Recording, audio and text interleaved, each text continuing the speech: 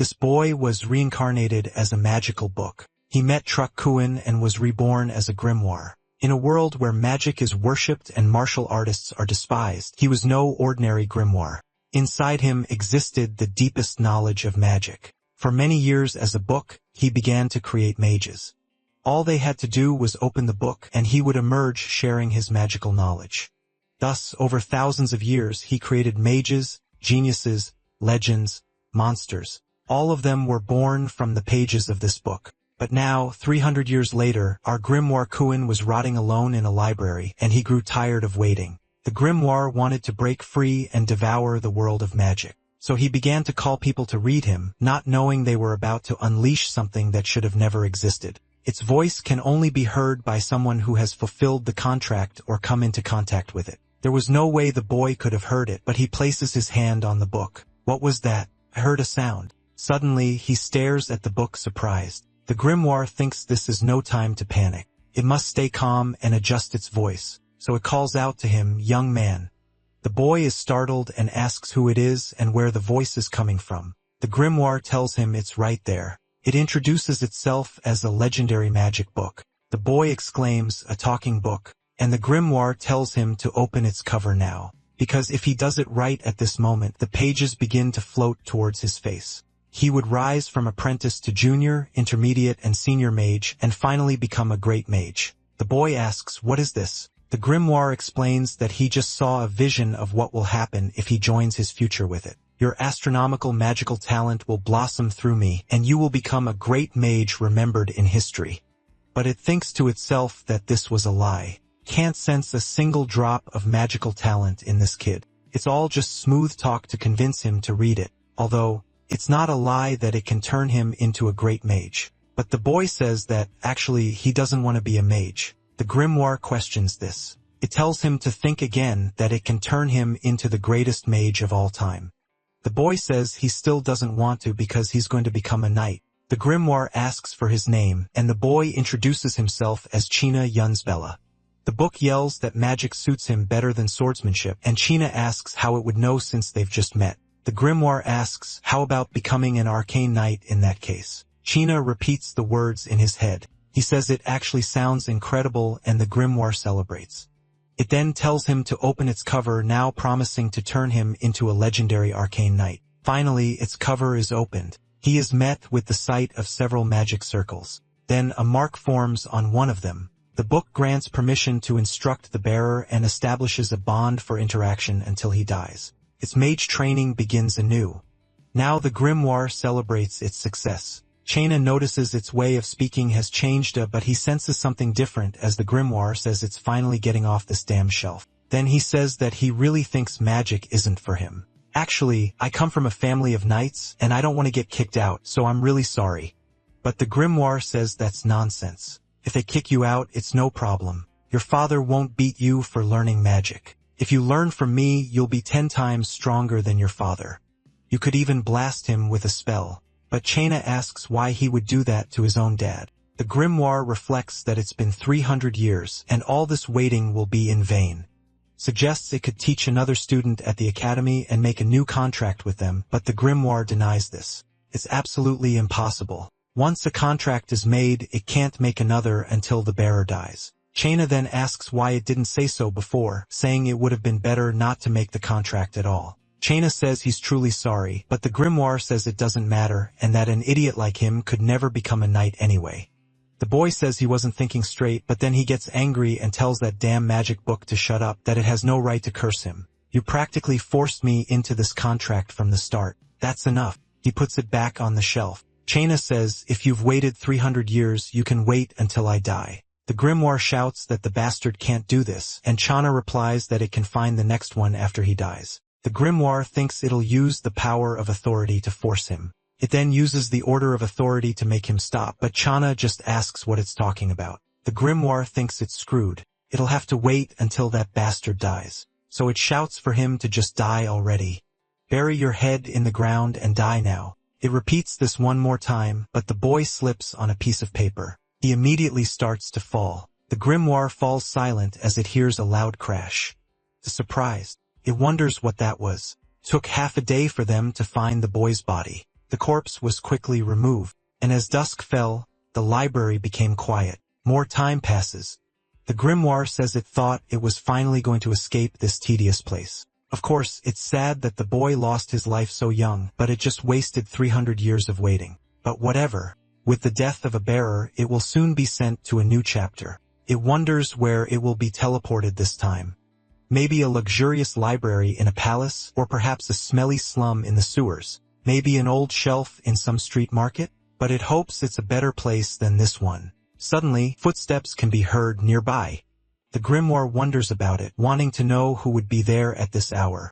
It wasn't the sound of a key, but of someone picking the lock. Could be a thief, and not just any thief. The person manages to get into the library, walking around while holding their hood. The grimoire notices it's an academy student. It wonders if this place is a factory for crazies. But still, it doesn't make sense for them to break in at this hour just for fun. They were looking for something among the books. Thinks, wait a minute, could it be? The student asks, where is it? Suddenly, the grimoire begins to shake. It thinks it's going to be teleported to another place in a minute, so it screams that it's right there. The student had almost found it. Please come over here.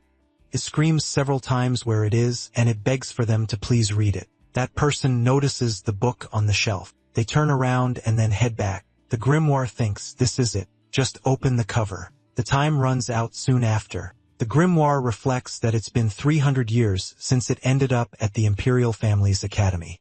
That's exactly 110,000 days. And for the first time in a single chapter, it found a second bearer. After all that strange confusion, she sighs, tired, on the floor. The grimoire wonders about this thief. She avoided the guards outside and slipped past the magical surveillance devices. Then it begins to glow for her. The girl is surprised by this. A grimoire materializes right after. It asks for her name. She answers that her name is Riley. The grimoire asks for her last name, and Riley explains she doesn't have one as she doesn't belong to any specific family. The protagonist says to just forget it then. She asks how it knew she was in this library and how it seemed to know it would disappear after today. She had heard its voice at the end, but its voice can only be heard telepathically by the contract holder or someone in contact with them, and only if they are a creature highly sensitive to magic like a dragon. Riley, who is just an apprentice at the Magic Academy, managed to sense this complex magical wave. So the girl says she doesn't know. Somehow just heard the voice. She was just hanging around after hearing about an incident at the library, and then she heard the voice. Her mind was a jumble of confusion. The grimoire reflects that this came out of nowhere and knows it's absurd.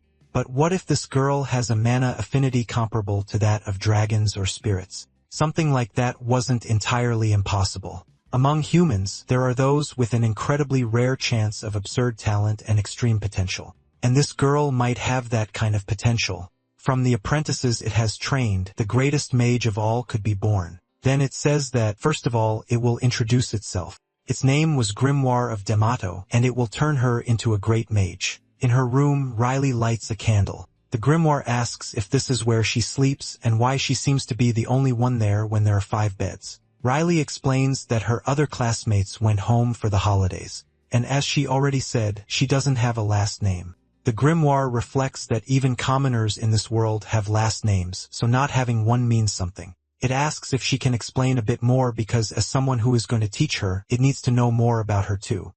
Riley says she was old enough to know right from wrong. She had become a member of the Thieves Guild and didn't even have a name, as the guild members simply called her Tool Number 2. The first one to join was Number 1, and he was in a similar situation. Going with the flow, the girl lived each day according to orders, but a Thieves Guild is never a pleasant place. After a while, they started looking at her differently. They made an example of a few guys taking them out so no one would think of rebelling. But no matter how many they dealt with, those guys never learned. There wasn't much she could do, so Riley escaped the guild. Grimoire replies that the next step is pretty obvious. He figures she must have met a high-level mage who recognized her talent and put her in the academy. That must be how she managed to sneak into the library. He then comments that she's a special student and must face some bullying at the academy. Riley replies that there was a little at first, but it was fine. A friend named Michael from the Veilrock family helped her. Grimoire says they'll get along well from now on, and that he'll teach her to become a legendary mage who will go down in history. Riley says she's counting on him too, but some voices bang on the door yelling for her to open up. The protagonist is surprised by this. He asks if she didn't say all her classmates went home for the holidays and if she was being bullied. Riley confirms it and says Michael was a lie. Then the three girls burst through the door angry. The day passes quite quickly after that. Riley was lying on the floor injured, and the protagonist asks if she's okay. She gets up and asks how a flower raised in a greenhouse can get hurt by a slap. They're all nobles, so if she causes trouble, she'll be expelled. Grimoire says that attending the academy like this will leave her with no time to learn from him. If even these brats are getting in the way, he wonders how she'll ever learn magic. Riley asks what she should do, and the protagonist tells her she has two options. Either put up with this life and learn from him or drop out of the academy. Riley asks which is the better choice, and Grimm replies there isn't one. It's just a matter of choice. An oppressed life with a guaranteed future at the academy or a free life with an uncertain future outside. Riley makes her decision right after. More of the day passes as the two walk. Grimoire says the dropout process takes less than 3 minutes, and Riley says she just had to fill out the paperwork, and that was it. Also, it was true she was the only one who could see him. The protagonist explains that this appearance is just to communicate with the contractor. His true form is the book. Still, it was disappointing as she had many privileges she could enjoy at Lataris Academy, like the special artifact that's the prize for the annual tournament or the special potions given to the best students. Riley asks why he's telling her this now and says he should have told her earlier. Grimoire asks if she already regrets leaving, and Riley immediately denies it. The Luterus warehouse is on the opposite side of the main gate and they need to go back. Grimoire asks what she's talking about. Riley repeats that he had said they should steal the artifacts and reagents. If her talent matched the master's, she'd achieve enormous growth. And if she had stayed at Luther's, these are items she would have gotten anyway. So it's not stealing, but taking what's rightfully hers. Elsewhere, Grimoire asks how she finds these emergency exits, and Riley says there's a way for everything. Then they run into a wall. Riley says it's a crossroads, and she doesn't know the way. Grimoire explains that he'll teach her a technique then, finding the path, commonly known as pathfinding magic. He wants to see her try.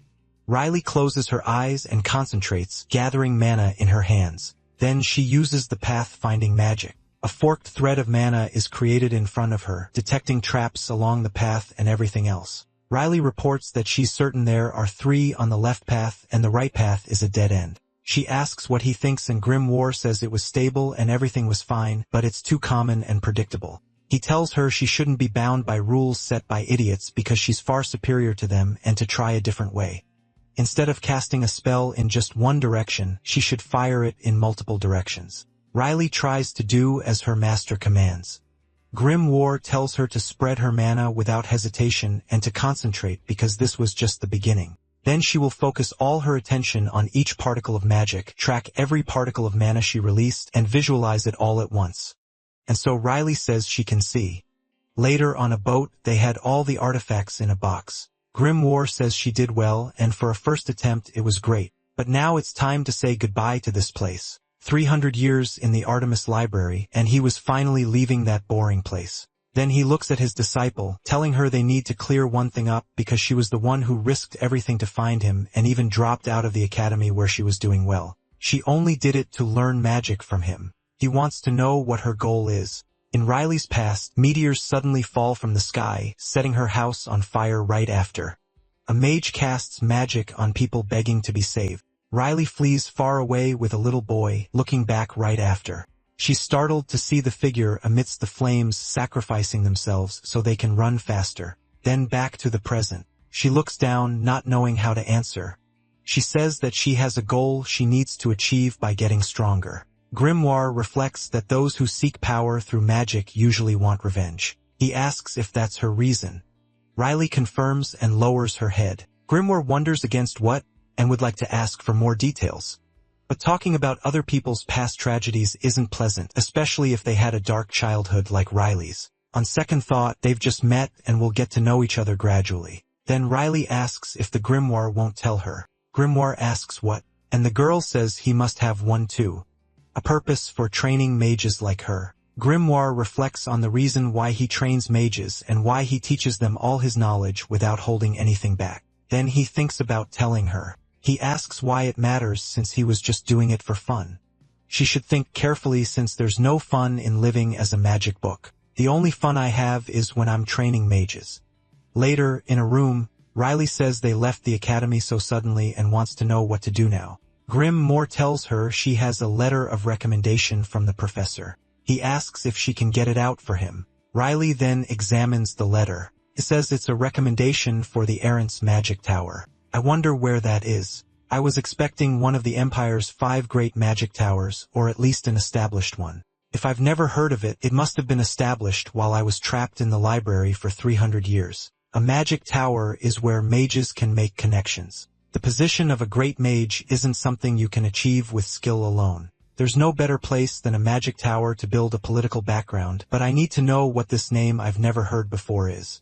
Riley calls out to the magic book. She says it's actually one of the Empire's 5 great magic towers. Later, they study the book. Riley says that to understand the Errant's magic tower, need I to know about its founder, Ian Arantes. There was a picture of him. Moore asks why the book includes a portrait of him on his deathbed. They should have used one from his prime. Riley says that is him in his prime. The portrait was painted when Ian Arantes was 400 years old. He was still alive, and Moore is surprised by this. He asks if he's some kind of half-elf or something, but Riley says no. Anyway, although he only reached the rank of High Mage, he's considered to have achievements beyond that of an Archmage. The academic society was debating whether to grant him the title as he single-handedly raised the Magic Tower status. Moore says it still doesn't make sense. You could say 300 years is a long time. For me, trapped in a library, it was an eternity. But it's not enough time to change the landscape of the Empire's magic towers. Something I don't know about must have happened. He reads that the immortality mortals dreamed of was to continue living without becoming undead. I realize it right away. Ion Arrants achieved the realm of immortality and became the Archmage who elevated the Empire's status. And for hundreds of years, he has been fulfilling the wish of his teacher, Marta Farheric. They finally arrive on dry land. Riley says this is the capital, and it's her first time visiting peacefully. Moore asks how about taking a look around since they're here. Riley buys unicorn skewers, the island's specialty.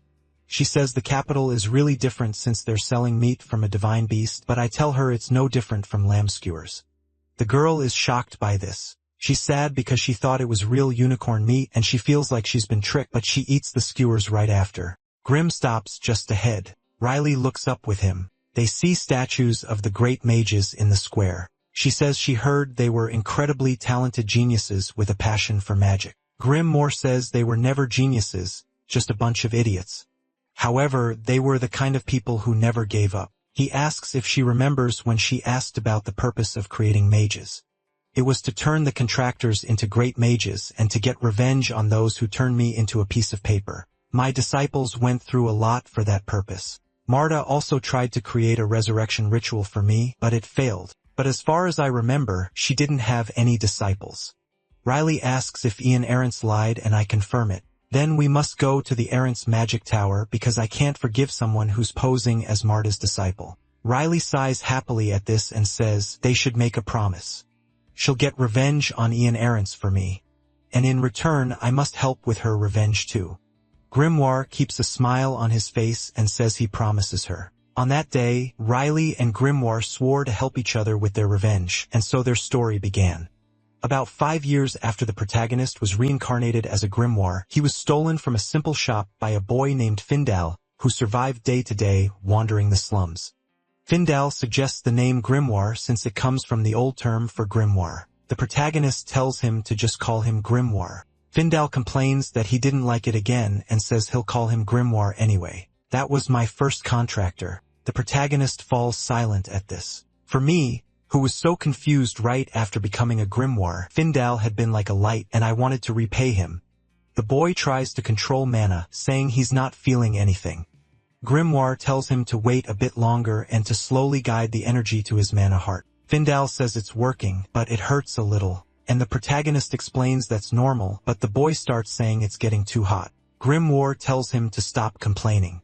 He has to endure this if he wants me to pass on my magical knowledge. But Findal keeps losing control of his mana and complaining about the heat. The protagonist asks what he's doing, rushing like that. If he continues this way, Findal loses his life right after, falling right in front of me. Grimoire is silent in shock. Then he tries to call out to his contractor. The next day, in a carriage, he sits on the bench across from the girl. He then calls out to Riley.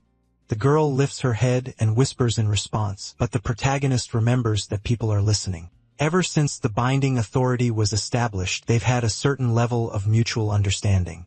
If they add a little vocalization through mana, it becomes their own form of telepathy. Earlier, Grimoire had said that nobody in the world would think of making unicorn skewers, so Riley decided to make a bet, imagining it right after.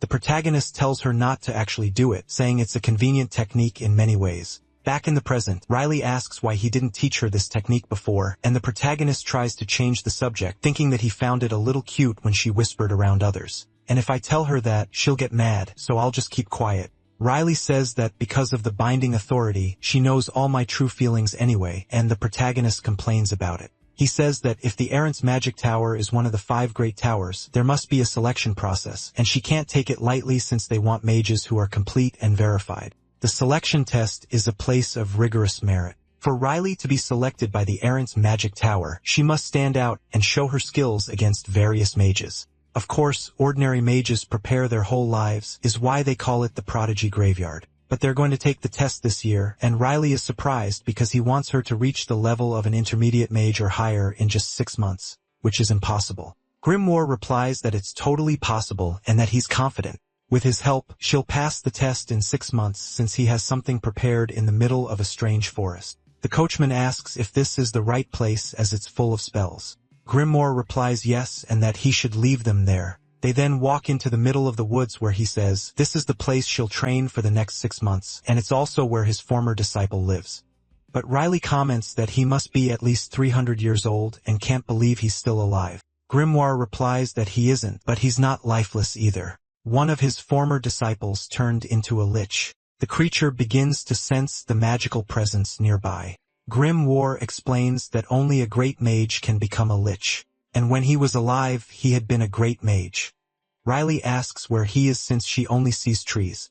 The protagonist says he doesn't know and she'll have to find out on her own since it's a test. The girl asks what he means by that. Grimoire replies that those who can't find him aren't worthy of learning magic, and she should know how to find him.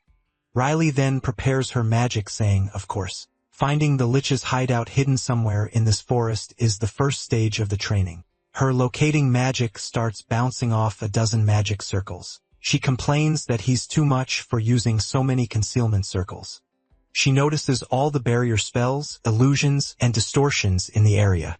The lich says the golden-eyed girl seems quite proud. Still, it took an advanced mage half a year to find his hideout. An apprentice like her should have never found it so easily. However, Riley cracks a smile.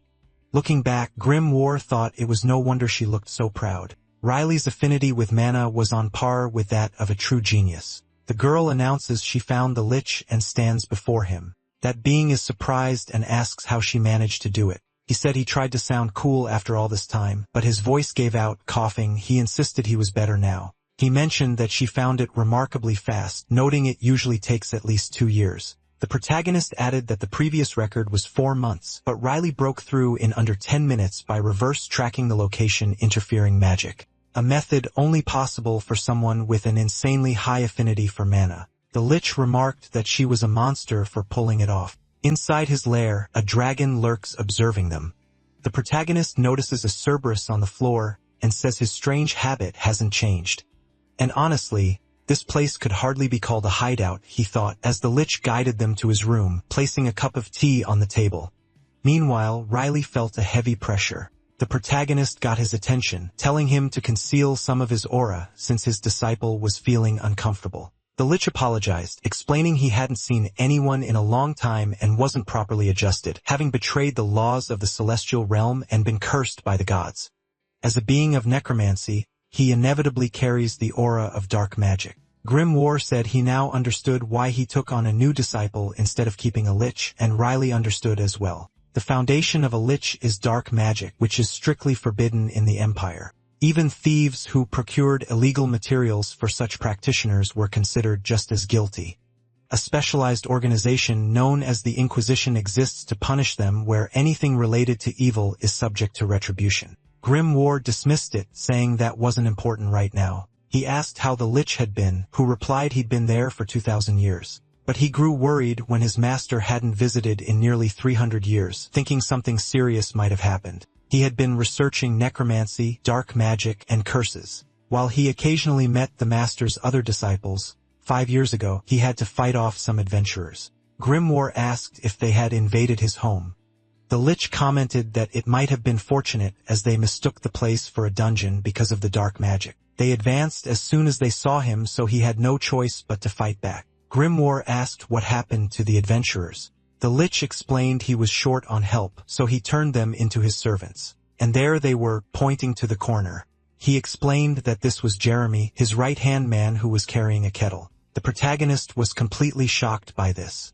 He shouted that the man was a Death Knight, not a common adventurer as the Lich had claimed. But a common adventurer could never become such a high-ranking being.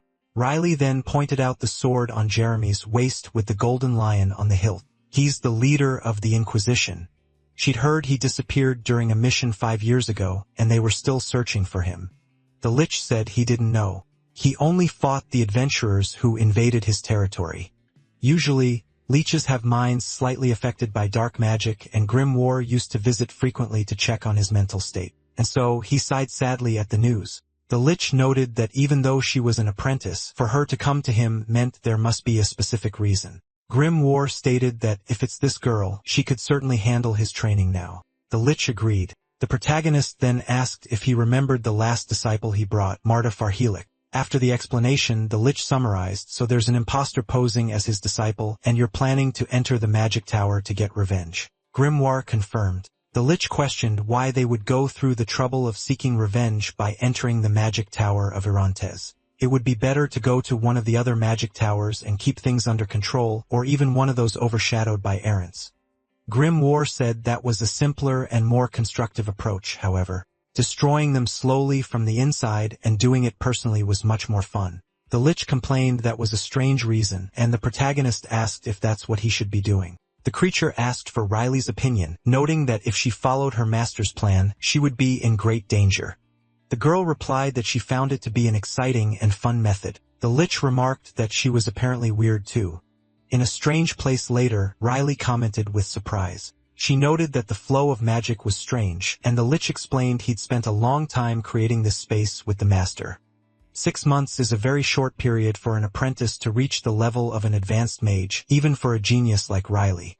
But if they had about 2 years, it was possible. Riley commented that the space was incredible. The Lich commented that it was quite a challenge to create. Grimoire continued explaining that she now has 2 distinct advantages over other mages. First, her physical abilities are exceptional due to her past in the Thieves' Guild.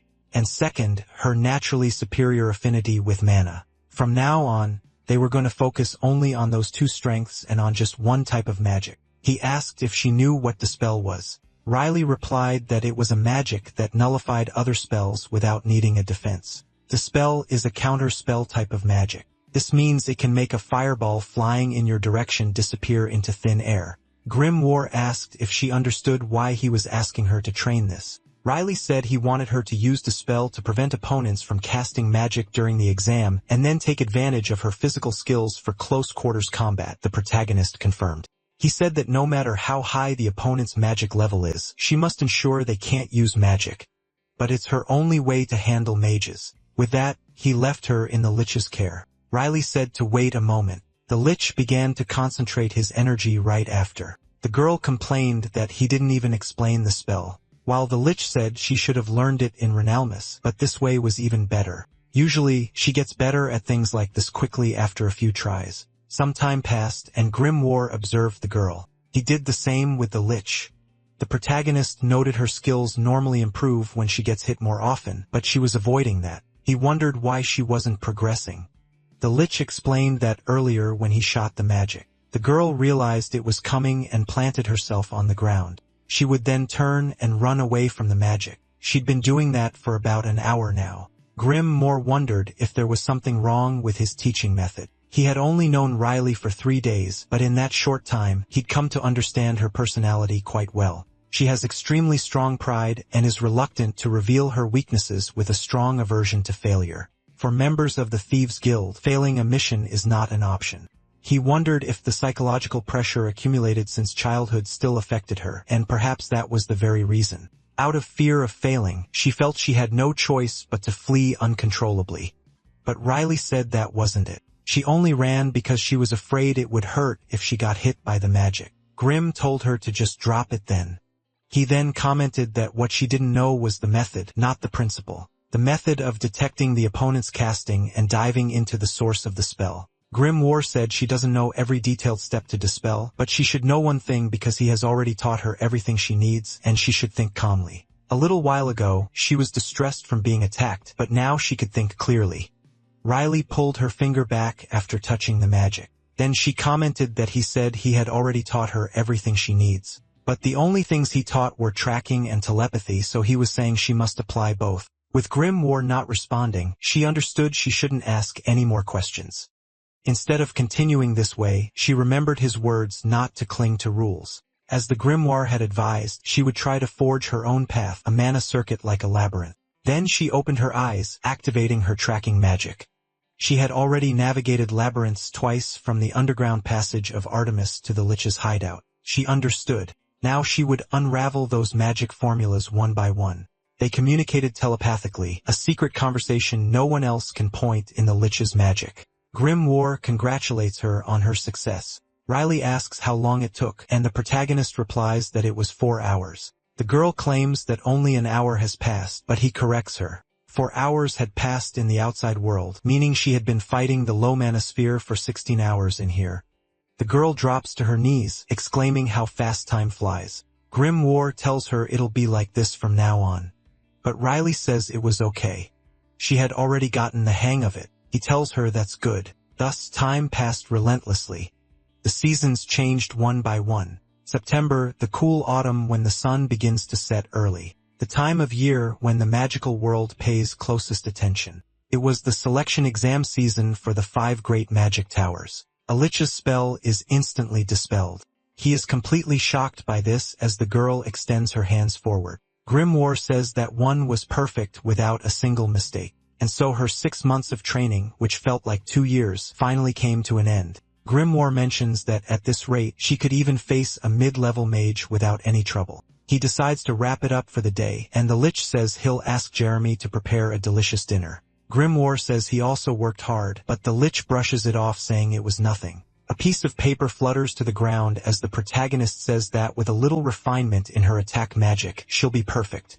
He asks what that paper in Riley's hand is. She reads that it's the Lich's world domination plan to create a Death Knight and then synthesize a chimera capable of using magic. The two of them are shocked, then they turn to him. Grimoire demands to know what the hell this is. He asked if the Lich was trying to conquer the world and ruin the continent while he was away. The Lich says he wasn't trying to conquer the world, just take over a small city to the east to build his kingdom. Grimoire sighs in anger. The Lich argues that someone of his level should have such ambition, but the protagonist complains that he's just going to cause trouble. The Lich complains that he was just making a suggestion, but they reacted so negatively. The Lich says he hasn't caused any real trouble. Around the time the Lich's world domination plan was discovered in the north of the Empire, a girl walks through the snow stalked by a few lurking silhouettes. Others were plotting a conspiracy of their own. On the road to Wilhelm, the city of mages, people are constantly moving along it. One of them calls his boss's attention because the girl's outfit looks expensive at first glance. Her gait is pathetic and shows no signs of caution. She's completely defenseless. He then aims an arrow saying she shouldn't be walking alone in a place like this. The arrow flies towards the girl, hitting her in the abdomen and knocking her to the ground. She then becomes completely lifeless. The subordinates comment that it was a great shot and the girl has a lot of expensive items on her. They've hit the jackpot until one subordinate notices something. His boss says he's busy gathering the treasure, but the man tells him he should take a look because the girl is there, intact, with a smile on her face. The boss wonders what this is. Then they all notice the treasure is gone along with the body. This girl was a mage. They all decide to draw their swords. The boss says they have a chance since they outnumber her, but the girl rests her face in her hand. The boss comments that she's just a spoiled, elegant girl until a slash hits him. The man falls to the ground, groaning in pain. While his subordinates lose their lives, the girl approaches. She places a finger on his chin, warning him that if you're going to mess with a mage, you should be prepared to pay the price. Sometime later, a gentleman analyzes the scene. He determines it was the work of a mage, and it seems there was a fight against bandits. This fight happened about 5 hours ago and was completely one-sided. A young man asks what they should do. The mage replies they should ignore it and move on, as they can inform the guards when they reach the city. As long as he's with them, there shouldn't be any problems, and the coachman says he'll trust him. The gentleman sits back in his seat looking at Riley, who was sitting across from him. He calls out to her and asks the reason for her visit to Wilhelm. Riley replies that she's here to take the entrance exam for the 5 great magic towers. The mage replies that she's asking to get herself killed. He says the selection exam attracts all sorts of mages. Among them are lunatics who see the exam as a legitimate opportunity to take lives. You should at least have the ability to protect yourself if you value your life. Reaching the lower ranks at such a young age is commendable, but the tower exam is worse than you can imagine. He suggests she train at a school in Wilhelm first. Riley says she appreciates the advice, but she has already made her decision. The mage falls silent at this, but he sighs, thinking that another promising candidate will meet a premature end this year. He starts looking out the window. Grim War wonders why this old man is meddling. But they finally arrive at the city, a place that snows year-round and is the heart of magical engineering. Posts line the streets and balloons fly in the sky. Suddenly, an explosion occurs, and everyone comments that Roy failed his experiment again. Grimoire says the appearance has changed, but the atmosphere remains the same. He asks if she's figured out the way, but Riley says she has no idea. The protagonist adds that it's frustrating because the city has changed so much that he doesn't know anything either, and he wonders why the location of the selection exam administration isn't on the map. Riley tries to use a pathfinding spell, tracking ceaselessly throughout the city. She says there are 10 presumed locations for the administration office. All of them are relatively clean buildings with restricted public access. Grimoire says he would have followed that meddling old man if he had known this. And honestly, the city has changed a lot in 300 years. But a person approaches from behind saying she looks new here. The protagonist notices he's wearing a bulky robe and has a faint display of magical energy. He was a novice mage. He says that newcomers usually have a lot of trouble finding the administration office. Pathfinding is a useless spell here as the residual magical energy from experiments interferes with it. Riley asks if there's another way, and the man says yes. It's to ask a friendly person for help. Riley wonders what they should do, and Grimoire says it's up to her. The girl tells him she'll be in his care now, and the man asks where the young lady is headed. He asks if she's here for the selection exam because it's this way. He also explains that Wilhelm is a large city with several districts, which is why the alliance was formed. But Riley interrupts him, asking how much longer it will take. The mage says it should be about 15 more minutes from here. But the girl says that's not what she meant. She was talking about the spell he's been casting on her this whole time. The man asks when she noticed. Riley says it was from the very beginning. Ever since they met, he has been putting a strange emphasis on certain words. He was using a peculiar intonation to infuse his words with magic. She asks if that isn't true. The man was using this to disguise the incantation and cast a spell on Riley. Hearing this, he bursts out laughing because she followed him even after knowing. Grimoire reflects that the spell he cast was related to paralysis.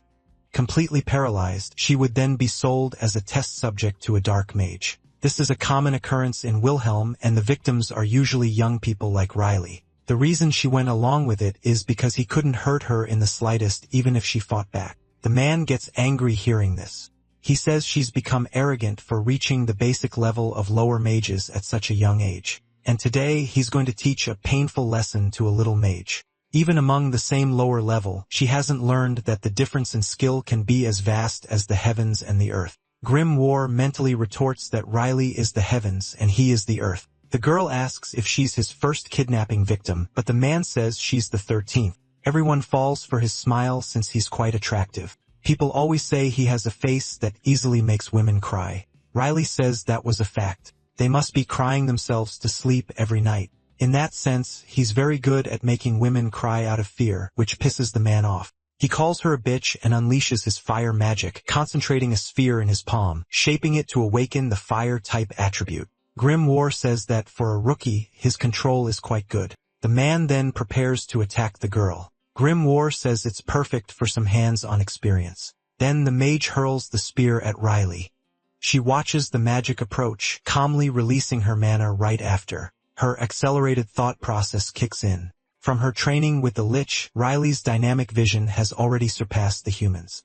And when she channels magic to her brain, time slows down for her. She observes the magic circle at the tip of the spell. She then moves her hand using a spell to dissipate the spear. The mage is completely shocked by this. He asks what kind of trick that was.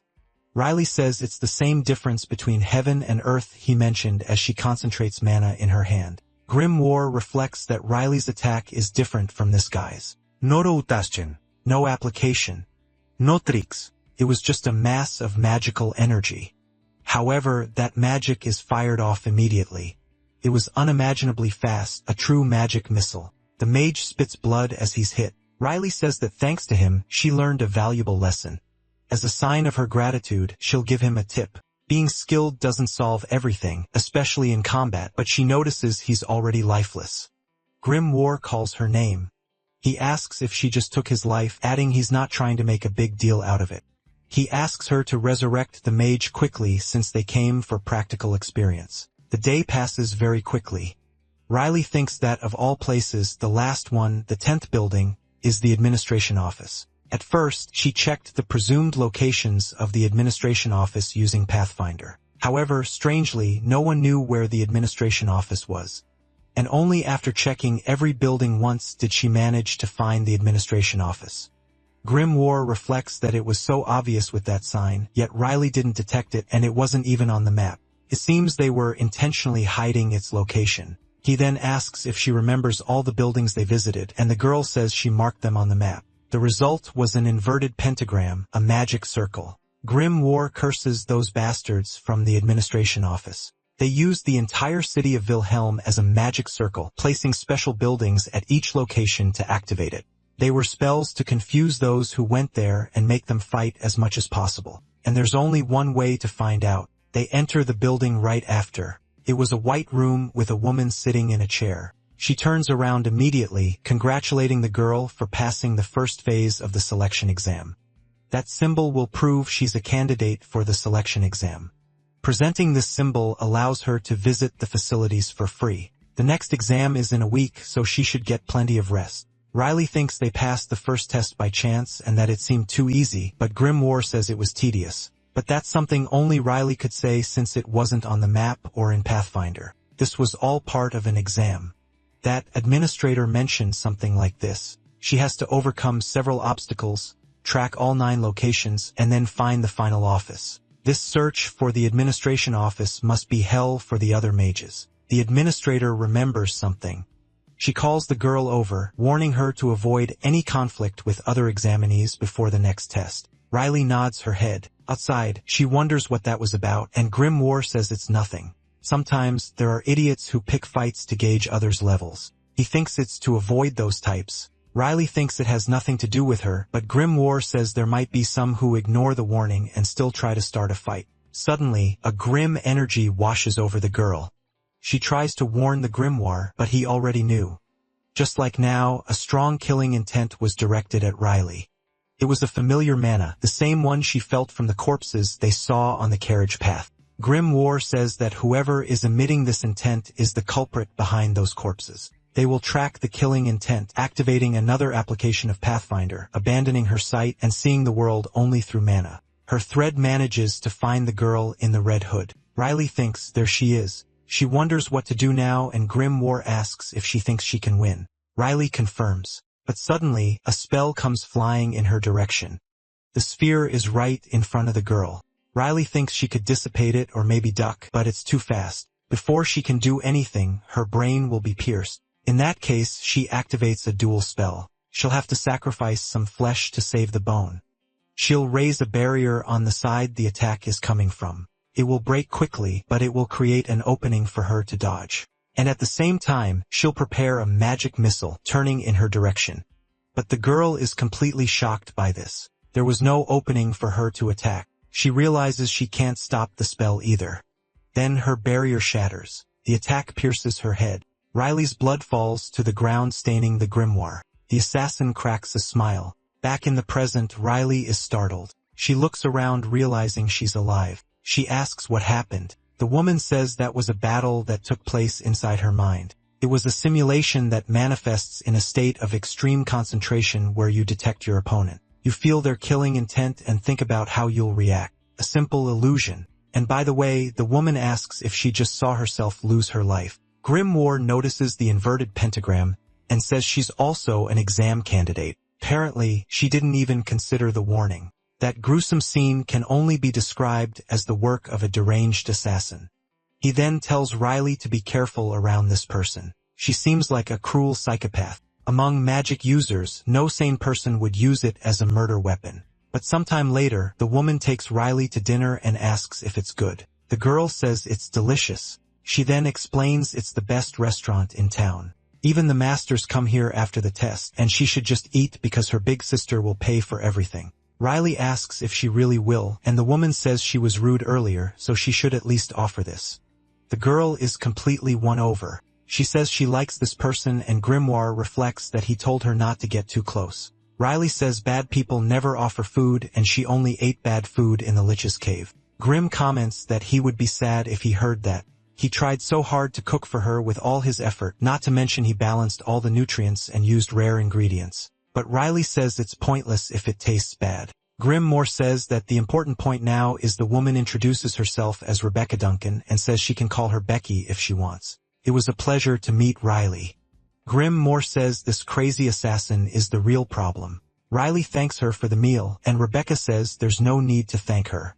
Grimoire thinks that at only 27, she has reached the brink of the advanced level as an intermediate mage and came to Wilhelm for the selection exam. Rebecca adds that she doesn't need to be so grateful anyway because everything here is free. She must have heard from the administrator. Some facilities are free if you show this emblem. This restaurant is one of them, and Riley is much more naive than he thought. Rebecca laughs at her expression, saying she didn't mean to trick her. Grimoire thinks she still doesn't get it. When Riley makes a blank expression like that, it means she's very irritated. Sometime later, Rebecca asks what she's going to do and if she has a place to stay. But Riley says she was just planning to go to the closest one on the list. The mage says that's not good. Even though the facilities have been inspected by the 5 great towers, there's a difference in quality. She mentions that one of them was okay. The Sky Whale Inn is the best place to stay. I was staying there because it's soundproof, quiet, and the owner is nice. So he points out the best spots, saying it's fine like that. Riley asks if Becky is coming along, and Rebecca replies that she's staying at the house of someone she's known for a while. Then she looks back with the girl looking at the map. She asks if Riley wants to stay there too, but Riley refuses. Rebecca says she was just asking. Grimoire thinks that based on his thousands of years of experience, that statement was sincere. If Riley had accepted, she would have guided her there. Riley wonders why she was interested in her, and Grimoire says he doesn't know. Still, if he had to guess, perhaps she's curious about Riley being a rookie and having passed the test. The girl comments that he speaks well for someone who knew nothing, and indeed, their kind recognizes one another. Rebecca then walks away, telling Riley to get some rest as they'll see each other again at the next exam. Grimoire thinks about what had happened. To think that someone who smiles like a maniac and unleashed killing intent at their first meeting is the same lunatic who took the lives of those bandits. The less you know about your opponent, the more dangerous they become. So he tells Riley to say a few words. The girl says, "See you next time. And this time, I hope we can fight face to face. You shouldn't use something tricky like illusion magic to scare me." Rebecca questions the mention of illusion magic, the virtual battle fought during our first encounter, where Riley faced death and returned to the real world. Becky had said it was a mental battle. Riley says that was actually illusion magic she cast on her. Rebecca comments that she's impressive and only a high-level mage would notice that. Grimoire explains that since ancient times, there's only one way to detect illusion magic. So Riley says she would never lose her life to an incompetent mage. Rebecca gets irritated hearing this. The girl continues that if it were a battle within her mental space, she would have won without any trouble. But since something impossible happened, it must have been illusion magic. Grimoire says that all mages have their pride and none of them would stay silent when called incompetent to their face. Rebecca asks what she just said since it was by an inferior mage that she would have won without a problem, and Riley repeats it. Rebecca looks at her angrily, but then thinks she must be crazy and turns her face away while sighing. She bursts out laughing because she said she would beat her without a problem. The child needs to wake up as she's a mage who has reached the brink of the advanced level. Compared to that, she's just a rookie who has barely reached the apprentice level, and there is a vast gap between them. The amount of magical power a person can control, the precision of that control, the strength of their mana heart, and even their speed. Every time you ascend to a new level, this difference cannot be overcome. It's absolute. However, this was Riley, his student. The girl says that someone said something similar earlier and is now lying in an alley with a hole in his chest. Riley knows how to fight and win against stronger opponents because she has done it many times. From the duel against the Lich, the female chimera defeated in the hideout, and the battle with the man they met today. Rebecca says she would love to attack if she could, and Riley tells her to feel free to try. The mage tells her to shut up because she knows her intentions and doesn't want to be disqualified for ignoring administrator's warning. Riley says that's a lie, and she's just running away because she's going to lose. So Rebecca says they'll meet again in the exam. She's met all sorts of crazy candidates before, and it has been fun. Riley agrees since she got some good information. Rebecca says goodbye, telling her to take care until the exam because she sincerely had a really fun time that day.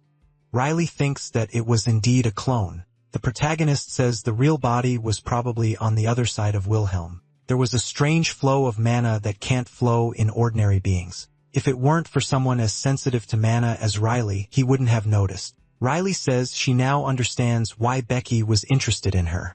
It was out of curiosity, wondering when this girl would realize she's a clone, and what kind of expression she would make upon finding out, while subtly waiting to be discovered as the monoflow grew stronger. The protagonist asks why she would do something like that, asking how she finds this fun. Riley says it's about enjoying the thrill of almost being discovered. The protagonist says she's quite remarkable with that lunatic mentality. An administrator analyzes the report in his office, saying she took less than half a day to find the administration office. The fastest record had been 4 hours, and even that was the result of Rebecca Duncan using 20 clones to walk around Wilhelm. He reflects that the average time for those who passed the first test is about a week. Even Garen Edward von Theobald, who is at the high expert level, took a full day to find the administration office. So he says this means that this Riley girl was practically in first place. The other administrator says she was right, that there will be a lot to see this year. Then the other agrees that there will be many things. There was 1 week left until the second selection test. Riley had decided she would rest well. She started to adopt a more relaxed lifestyle, waking up late and going for breakfast, taking a nap, and then having lunch. The girl lies in bed after a relaxed dinner, and 3 days later, she got tired of resting. So the protagonist suggests a walk. The girl comes out of a store wearing new clothes, and the protagonist says she looked beautiful. Riley thinks that even though she bought very expensive clothes, she still had a lot of money left. Grimoire replies that she was still using what she received from Renelma's. Then the girl notices a place nearby saying it was the Arcadia Central Library, and Grimoire says it's a century-old building. It was probably the second largest after Ludimo's and is also the place with the largest number of stored magic books. Riley asks if she can go in, and the protagonist is hesitant. The girl says there's nothing else to do, and candidates can use the library without any procedures. So the protagonist says it was attractive. Exploring Arcadia would be a beneficial experience, and there are excellent tomes there. But he was still hesitant because he was trapped in that miserable place for 300 years. Countless of those damn books everywhere, whether on the shelf in front of him. To his side or behind him, there were only books. Riley says he can't avoid the library forever. The protagonist agrees, thinking that unlike the technology-filled Earth in this world, he can use books to acquire knowledge. As Riley said, avoiding the library forever is not an option, and he needs to overcome this trauma eventually. So he says they'll just close their eyes and go in. If it doesn't work once they're inside, he can always leave. Inside the library, the girl is surprised, looking up at the ceiling and saying it was incredibly beautiful. Grimoire says it doesn't have that oppressive feeling of books squeezed in everywhere like in Renelma's, so it's fine, and it looked like Hogwarts. Riley says the access card she received was platinum, and the protagonist explains it was the highest level. The girl comments that there's only one destination then, heading to the restricted area of forbidden books. Grim War says the 2 books she picked up in the general section are fine, but the forbidden books are what really matter. Riley says there was a slightly brighter area over there, so the protagonist tells them to go that way. Until on the way they run into someone. Approaching them shortly after, the mage turns his back asking how she got there. Then he notices the magic symbol on Riley's wrist, recognizing that she was a participant too. Then he comments that it was impressive for her to pass the first mission by breaking all the distortion spells. Grim War complains about this old man showing up again, and he was very annoying, having advised Riley to give up the test. The girl comments that it will be fine now that she has the symbol for passing the first mission, but the old man says she should give up, because the exam will be much more brutal than she imagines, and the moment blood is spilled, this place will become a killing field. A mage with decades of experience might manage. But for someone like Riley, it will be very dangerous, so she should quit. But he notices that the girl didn't even respond. Riley thanked him for his sincere concern, but said she had already made up her mind. The old man said she was being reckless due to the thoughtless enthusiasm of her age. But Riley replied that some might even admire her courage. The old man called it nonsense, but the girl disagreed. The mage seemed a bit irritated by that. He said he would show her personally, then he suggested they have a duel right now. If she truly wanted to take the test, she would have to defeat him. But it was clear this wouldn't be a normal duel. He wouldn't attack Riley. Instead, he would give her 3 opportunities to hit him. And if he took a single step during that time, she would win. Then he wouldn't interfere with her anymore. And if she managed to land a valid blow on him, she would surely survive the test. Grim War said he wasn't wrong, the old man standing before them.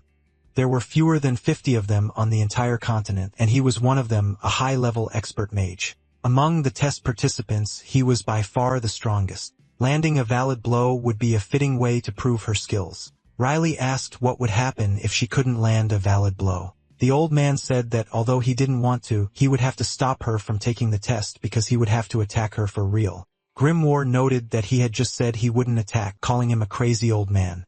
Garen clarified he wouldn't take her life, just break both her legs so she couldn't take the test. They both thought this person was not normal. The old man asked why she was making that face, and the girl said her pride was hurt. The man asked if she wanted to duel on equal terms with no restrictions, and Riley agreed. Garen sighed, then called out to her.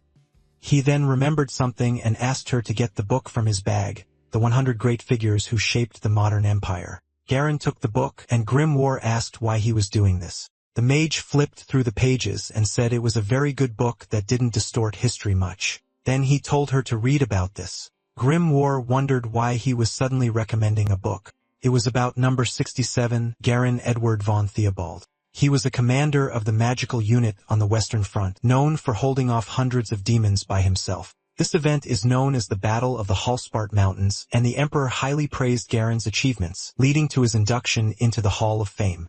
They both realized it was a picture of the old man. Not all high-level mages have the same skills. Some lock themselves in a room to train and level up, while others level up by fighting on blood-soaked battlefields. Among these high-level mages, there are individuals who are truly called giants, like Garen Theobald, who stood right in front of them. Riley was impressed. She wondered if she had gone too far, and Grimoire confirmed it. The girl asked if she could increase her attack opportunities to 5, and Garen asked if she had no shame. But by the way, this doesn't seem like a suitable space for a duel. Grimoire added that there were too many obstacles. Garen snapped his fingers, telling her not to worry. Magic created an opening in the library, modifying the space immediately. He pushed all the furniture aside, saying this space was enough, and she didn't need to worry about breaking anything with her magic as it wouldn't leak outside this barrier. Riley asked what if it did leak, and Garen said it would still be fine since the platinum-level facilities were treated against magic. Grimoire said that if he says so, then Riley should go ahead. He wondered if her attacks were effective against a high-level mage, noting it was a great opportunity to test it safely. He then reminded her that if she failed to land a valid blow, she'd get her legs broken, but added that she wasn't so weak that she couldn't hit him. Garen reflected that mages who reached the low-level rank before the age of 20 are often called geniuses. Every mage experiences 2 awakenings in their life. The first occurs at age 10. Those who instinctively grasp the truth of magic, mana, and the arcane are called apprentices and undergo training. Then the second awakening happens when they become adults, where the attribute seed in their mana heart blossoms, allowing for more sophisticated magic. Once they get used to the mana imbued with their attribute, mages surpass the apprentice level and enter the low-level rank. And that is why the abilities of adult mages grow exponentially. Mages naturally grow stronger as they age. On the other hand, those who surpass the apprentice rank before reaching adulthood, before their second awakening, are called monsters for that fact alone. He wanted to see the future of the girl before him. If he had let her take the test like this, she wouldn't have lasted long and would have lost her life, but he suddenly noticed he was paralyzed. However, it wasn't magic, but rather the terror one feels when facing the possibility of death. So he wondered what she did, as Riley maintained a smile on her face and conjured her magic. Garen had crossed the line between life and death hundreds of times on the battlefield, and now he was feeling that same tension from a mere low-level girl. He wondered what the hell the problem could be until the magic missile hit his barrier. He thought his mana shield was disappearing, and that was the dispel spell. He then noticed the magic circle behind his back until a green crystal cut the magic missile in half. Riley was surprised by this, as the crystal then fell at his feet. Grim War said that he noticed and intercepted the missile before the shield was dispersed. Garen sighed, slightly out of breath. He wondered if this could be intentional. If she had purposefully launched a direct attack to make him lower his guard, it seemed her confidence didn't just come from youthful arrogance. He needed to keep an eye on her. Riley prepared another magic missile. She analyzed all the openings right after, and then she fired it at the man's shoulder. Garen felt the pressure of that magic. He intercepted it with his shield, sighing. He reflected that she was aiming precisely at the weakest part of his magic, something a low-level mage shouldn't be able to notice. Besides, he had moved. Although it was subtle, she had pushed him back. An exceptional affinity with mana, the ability to detect flaws in magic, and an understanding of techniques to exploit those weaknesses immediately. It was as if an experienced archmage was helping this girl. These were not the skills of an inexperienced youth, but rather of someone who easily overcomes rank differences. A genius. He had no choice but to acknowledge it. This girl will survive the selection test. Then he stomped his foot on the ground. Riley didn't understand his action, and she said she still had one more chance to attack. But Garen told her there was no need to continue since the outcome was already decided. Her second attack had pushed him back, so the victory in this duel was hers. As promised, he would no longer interfere, and he sincerely apologized for his presumptuous meddling. Riley said, however, that she already knew what he had just said because her second attack had been effective. Garen asked why she bothered to cast the next attack spell. The girl explained that he had said there were 3 chances to attack, so he should return to his defensive stance now because there were still things she wanted to confirm. Garen asked her to wait a moment. He reflected on her words about confirming something. Grim War thought that the only attack magic Riley could use since she hadn't gone through the attribute awakening was Magic Missile. In standard magic, the only thing she could do was add variations through techniques, but that was fine. The way she used Dispel to create an opening and then launch a surprise attack was something even a high-level mage would find problematic. So it was still alright. A few moments passed and they left the room. Garen told her to keep this duel a secret. Riley remembered the administrator's warning to avoid conflicts between candidates. She said she didn't remember what he was talking about and had just been reading in Arcadia. Garen asked where she was staying, and Riley told him it was an inn recommended by someone she knew. It was called the Sky Whale Inn. Garen said the person who recommended it was not a good friend, and Riley asked why. The old man explained there were better accommodations in Wilhelm. He asked if her luggage was there, and the girl said everything was in her bag. Elsewhere, Garen asks if she mentioned meeting Rebecca Duncan. Riley says he seemed to know her, and Garen replies it would be strange if he didn't. He reminds her of what he said in the car the other day about how some people see the selection test as a true battlefield. Rebecca Duncan is exactly that kind of mage. Last year, she was disqualified for excessive killing. The year before that, she took the life of a test administrator. She suppresses her madness most of the time, but once a year, she unleashes her impulses through the selection test. Grimm says she's not called the killing maniac for nothing. Riley wonders why the 5 magic towers don't do anything about Becky. If she's so dangerous, they could just block her at registration. But Grim War begins to explain. The 5 magic towers have a simple reason. They want to use Rebecca Duncan as a mechanism of the test. Imagine you encounter the famous killing maniac during the test. They want to see what you will do in the midst of such a desperate situation nearby in another part of the city. Says this is the location indicated by the magic circle. It seems to be the second test site. Grimoire comments that the exterior looks a lot like the selection tests administration office. Garen tells them they should go inside. He then opens the door, feeling a strong flow of mana surge toward her. Riley quickly shields her face with her hand. Meanwhile, Grimoire remains completely unfazed, thinking that this was a phenomenon he had experienced thousands of times, teleportation magic, which whisks a portion of the participants away. Riley wakes up shortly after. She's in a fancy room with several other mages. Grimoire notes that it's incredibly luxurious, looking like the interior of the Imperial Palace. Then he notices the symbol on the wall. He realizes it's the same palace he was just imagining, but it's not the one he knows, as the structure is completely different from the Grand Hall of the Rita's Empire. Riley observes that the interior is quite old. Therefore, it was a castle ruin. Ruins are places where artifacts, treasures, and grimoires lie dormant. Typically, such ruins are protected by traps and guardians, classifying them as some of the most difficult dungeons to conquer. Grimoire says that choosing such a dangerous place as a test site is very typical of the selection test. Riley notices that Mr. Garan Theobald has disappeared. Grimoire points to where he was. Riley starts to go after him until someone approaches. Rebecca elbows her as she calls out, saying it was a surprise to meet again so soon. She asks how she's been and if she enjoyed her time on the Sky Whale, but Riley denies it. Rebecca asks why not, wondering if it wasn't as good as she thought. The protagonist gets irritated by this. She says she didn't even go to the Sky Whale in the first place. She just stayed at another lodging, having a pleasant 3 days at the Arplestingwood Grand Hotel. Grimoire thinks that's a lie. They were tricked by Becky, so they only stayed there for 2 days. Suddenly, someone gets everyone's attention. An administrator greets the candidates, announcing that they will now guide them to the second test. Rebecca says she'll find her first when the test starts and make her regret that bold challenge from last time. Riley says she's sure of her victory. The mage turns away angrily and tells her to just wait and see, while Grimoire asks why she doesn't just fight now if she wants to so badly. Later, the administrator announces that the second test is a team competition. A total of 42 candidates will form teams of 3 and compete against other teams. The team members will be assigned by the administration. They will have to cooperate on-site to navigate through the test gates. They are now given 30 minutes to get to know their team members, with Rebecca and Riley ending up on the same team as another girl. The older mage gets annoyed and the protagonist asks if she saw that, saying they'll have to save their fight for another time. Grimm says this must be a dream. Riley complains that she's unhappy about being on the same team as Becky.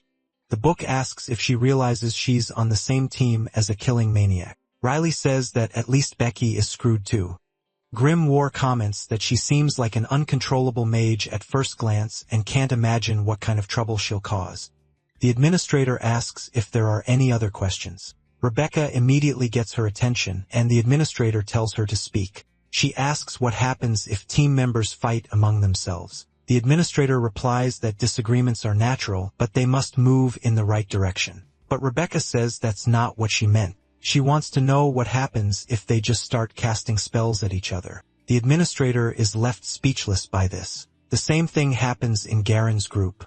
Grimoire says this is bullshit. The administrator says that, as everyone might guess, the team competition is a test method that evaluates mutual cooperation. Therefore, if even one team member loses their life, the entire team will be disqualified. So they must keep that in mind. Rebecca is completely stunned by this, shouting that this is absurd. It was too extreme for everyone to be disqualified if one team member died. And others complained that the thing they hate most in the world is someone holding them back. The administrator looks coldly at everyone there. Then she orders them to be silent, and everyone does as she commands. Grimoire says that with the aura of a high-level mage, silencing dozens of people is nothing. The administrator continues, saying they may have received special treatment just for being mages up until now. After all, mages are invaluable beings, and no one would have dared to say anything no matter how much trouble they caused. As a result of such conditions persisting for decades, their characters have naturally become distorted and their personalities destructive, but that will no longer be allowed. To enter the magic tower, they can no longer act as individuals, but as members of a group. That's why the second test is a team competition, to see how they cooperate with people they're meeting for the first time. If they aren't prepared to endure this, they should give up on the test right now. Rebecca screams that she hates this. Later, she says she doesn't really want to do this, but since it's come to this, she'll do her best. Riley agrees with her. Grimoire thinks that seeing her hold back her anger like that, she must really want to pass the test. He thought she'd go crazy, but it seems she has some restraint. But on second thought, she was reluctant to be eliminated even during their first encounter. So she's not just a psychopath who enjoys taking lives. Riley thinks you never know. Could all be an act. Grimoire says that, anyway, the most important thing is about the other team member who was standing far away trying to call out to the other two. Rebecca asks what's wrong with her since she can't hear anything. Riley wonders if they weren't just together a moment ago. The girl approaches and says she likes ancient magic, but Rebecca tells her to start with her name. Olivia introduces herself, saying she's from the Arcane School of Flames. Rebecca immediately shouts the name, saying they're a bunch of idiots who only know ancient magic, and that's the absolute worst. Riley asks if ancient magic is really that bad, and Grimoire confirms it is. Starting with the name, it's a system of magic that was used in the past and is rarely used now. Riley says, so people who learn ancient magic and Grimoire finishes are idiots just chasing a romanticized notion. For example, erasing a mountain or splitting the sea in two. People who indulge in such nonsense are called myth-chasing idiots, and that's how they're treated. But he wonders how they're still around. He thought they disappeared 300 years ago. So you have an illusionist assassin with anger management issues, a socially inept ancient magic fanatic. And finally, there was Riley. He sarcastically complains that it's a fantastic team. A few moments later, Garen approaches calling for Riley.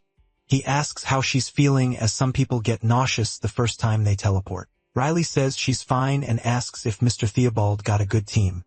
Garen replies that he's satisfied. Thanks to the first test, all the mages here are high quality. But he wants to ask about her team until Rebecca shouts that they're doomed. She demands to know why an idiot who only knows ancient magic came to the selection test. Riley complains that she was trying to keep her distance because of the noise. Garen said it was impressive to think Rebecca Duncan and a mage from the Arcane School of Flames were on the same team, and he wondered if it was bad luck or good fortune. Grimoire agreed. Regardless of her reputation, Rebecca was a strong mage.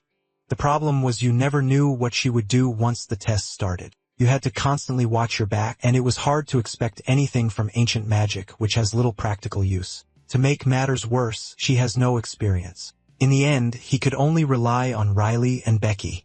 While the others fight with 3, they only have 2. Riley commented that hearing it like that really made it sound hopeless. The protagonist wondered what he could do. He chose this selection test and had to endure it with resilience and determination. And they weren't the only ones dissatisfied. Not at all, as others were thinking the same thing they were. They had to overcome these thoughts, find their teammates' strengths, and cooperate. As a unit and as a team, that was the essence of the second test. Rebecca got irritated that it took Olivia a minute to say one sentence, and Grimoire said it was certainly irrational to expect teamwork. Garen announced he had to go now, relieved to see she wasn't nervous. Riley thanked him for that. Then the old man said his goodbyes. The girl wondered what that was all about since he just left, but she remembered that now they were competitors. Grim agreed with the girl. Riley thought that she wasn't worried as the months of training in the Lich's lair had been significant, and Grimoire continued that he was confident. Through this selection test, they would achieve the result they desired, and he was absolutely sure of it. The administrator asked if everyone had finished their introductions. This was the entrance to the ruins where the second test would take place, and now she would explain the rules. The interior of the ruins is a labyrinth, and they must find the treasures. The treasures look like this. She then showed a magical sphere. The item reproduced a projection. Rebecca asked what it was. A golem was emerging from it. The administrator said the test duration is 24 hours, and there are 2 conditions to pass. The first one was that they must possess the golden golem's core at the end of the test. And second, all team members must be alive by then. Grimoire said that, in short, it was like this. Find the golden golem, get its core, do it all as a team, and survive for 24 hours. As long as they were careful with the hidden traps and guardians, it wouldn't be dangerous. The administrator added that, by the way, there were only 3 golden golems. There were 42 candidates, meaning 14 teams. This meant only 3 could pass the test. Grimm more commented that it was a test with only a 20% approval rate and there was no guarantee that all 3 golems would be found. Besides, they wanted to see a fierce competition for limited resources.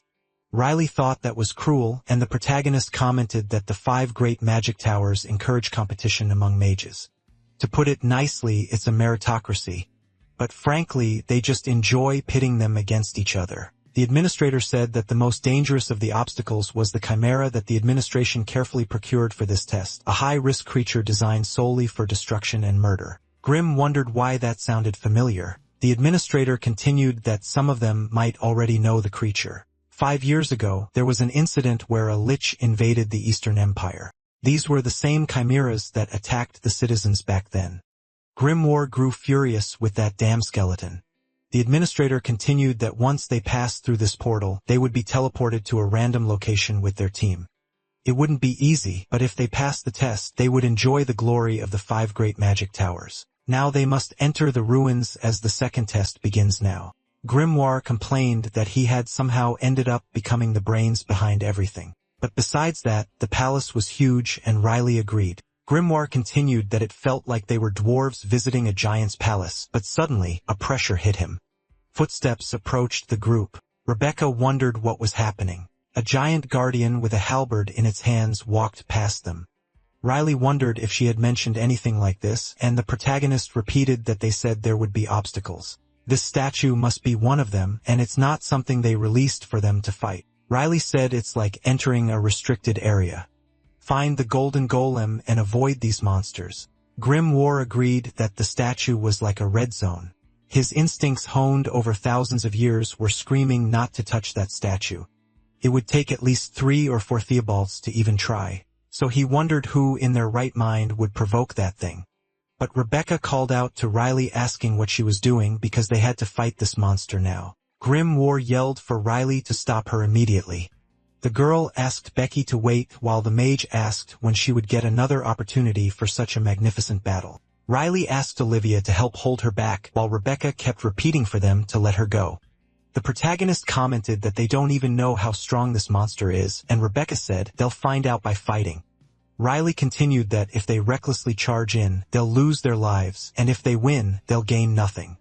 Rebecca asked what she meant by nothing to gain because there was the thrill. Grimoire was impressed by that, and he wondered what the hell she was talking about now. Rebecca continued that a fierce battle with a strong monster and hitting its weak spot with a critical blow is a feeling everyone loves, and she should know that. Grimoire said that no sane mage would challenge that monster unless they were a battle maniac like Becky.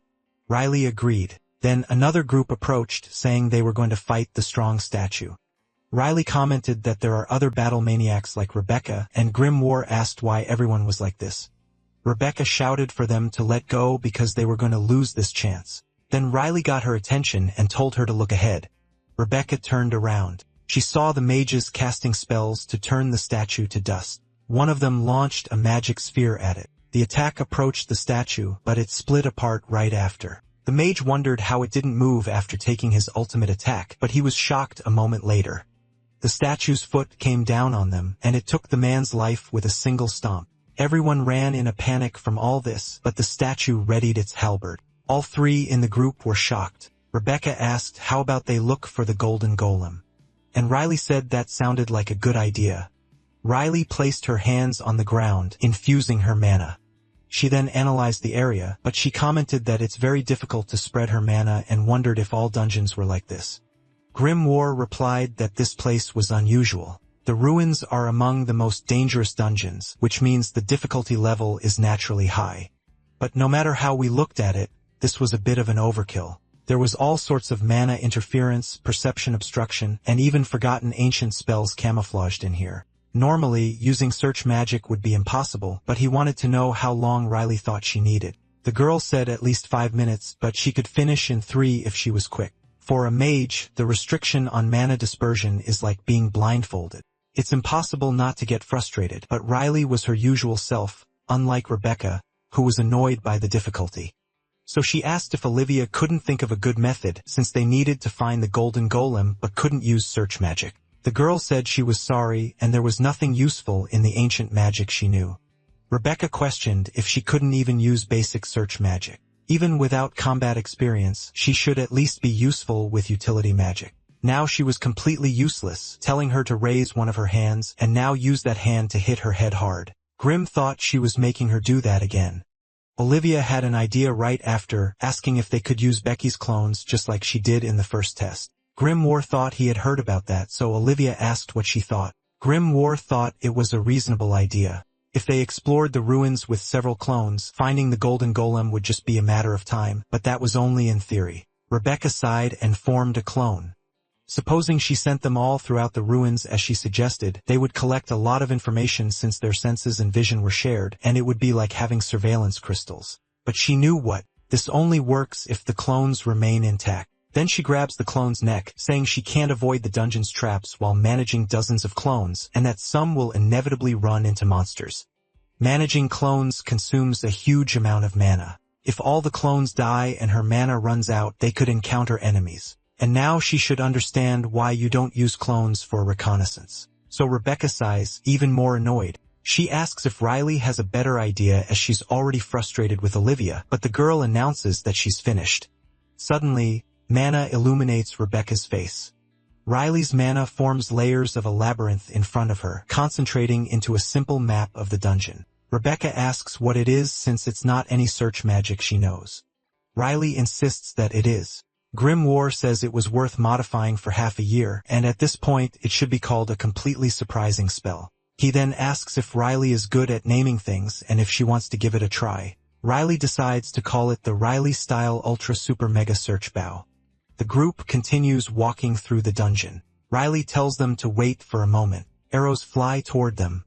Riley warns that it was a trap. Olivia asked how many times that has been, and Riley says it's the 30th. Rebecca then asked how she avoids traps so well, saying she's almost like someone from the Thieves' Guild. Riley asks if she's seen anyone from there recently, and Rebecca denies it, saying it was just a figure of speech. Grim War thinks that other mages would have cast defensive spells each time or surrounded themselves with a constantly activated mana shield, but that would drain their mana. And if they encountered monsters in that state, they would surely meet a terrible end. Olivia screams when she sees the body on the floor, but Rebecca tells her not to make a scene since she has eyes too. Judging by the wound, it seems they were attacked by hound-type monsters and had their mana depleted after passing through a trap area. Thanks to Riley, they passed through the trapped areas without spending any mana, and she acknowledges her skills. Riley asks if she can't just say thank you, and Rebecca asks why she has to ruin the moment. Then Riley complains about everything she did. Rebecca says she was the one who called her a pathetic mage first, and Riley says it's true. So the other dares her to a fight. Olivia trembles with anger as they argue, shouting for them both to please stop. Rebecca turns toward her. Olivia asks why they're doing this in front of the lifeless bodies. But the mage grabs her hand and asks why she's getting involved unnecessarily too. Olivia questions if she doesn't feel sorry for them. Rebecca says this is why amateurs are frustrating, as there's a reason they can't touch those bodies. That shiny mucus is a hound's saliva. In other words, monster saliva. They have an excellent sense of smell and can track their own trails very well. Olivia says she's sorry, but Rebecca just tells her to be more cautious. Riley says she thought Rebecca would let her touch the hound's tracks. Rebecca asks if she's crazy since she values her life. Riley continues that she was ready to fight the giant, but the mage says that's different. Hounds are just useless trash. She only fights opponents on her level, and that's her belief. Just then, they come face to face with two mages. She says this is her first battle, and as expected, they need to be at least a mage for her to want to fight. But Olivia tells her to wait a minute since there was something behind the two mages. The two mages panic at this. One of them says she doesn't see anything and wants to know what the hell is attacking them. Then she's split in half and her colleague loses a hand. Olivia's mouth is covered by Rebecca, while Riley and Grim hide together. The protagonist says this test is cruel and watching it makes him want to vomit. Rebecca tells him not to puke, saying if he throws up, he'll lose his life. Riley then bets that Olivia will vomit first. Grim War questions if Riley wants to try fighting this invisible chimera. Riley analyzes the monster that was there, watching it open its mouth, then she thinks a little more. She wonders if she should try since there's no one around to interfere. Besides, that monster had something.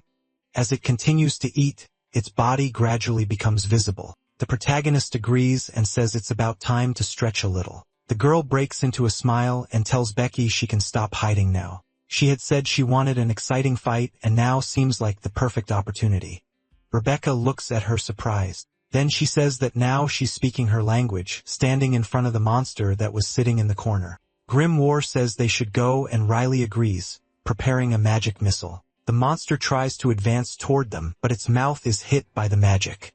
Riley says something is coming, then the mana begins to disperse from its mouth. Riley starts to form her mental search labyrinth and uses her dispel spell magic. The monster roars in anger before attacking them.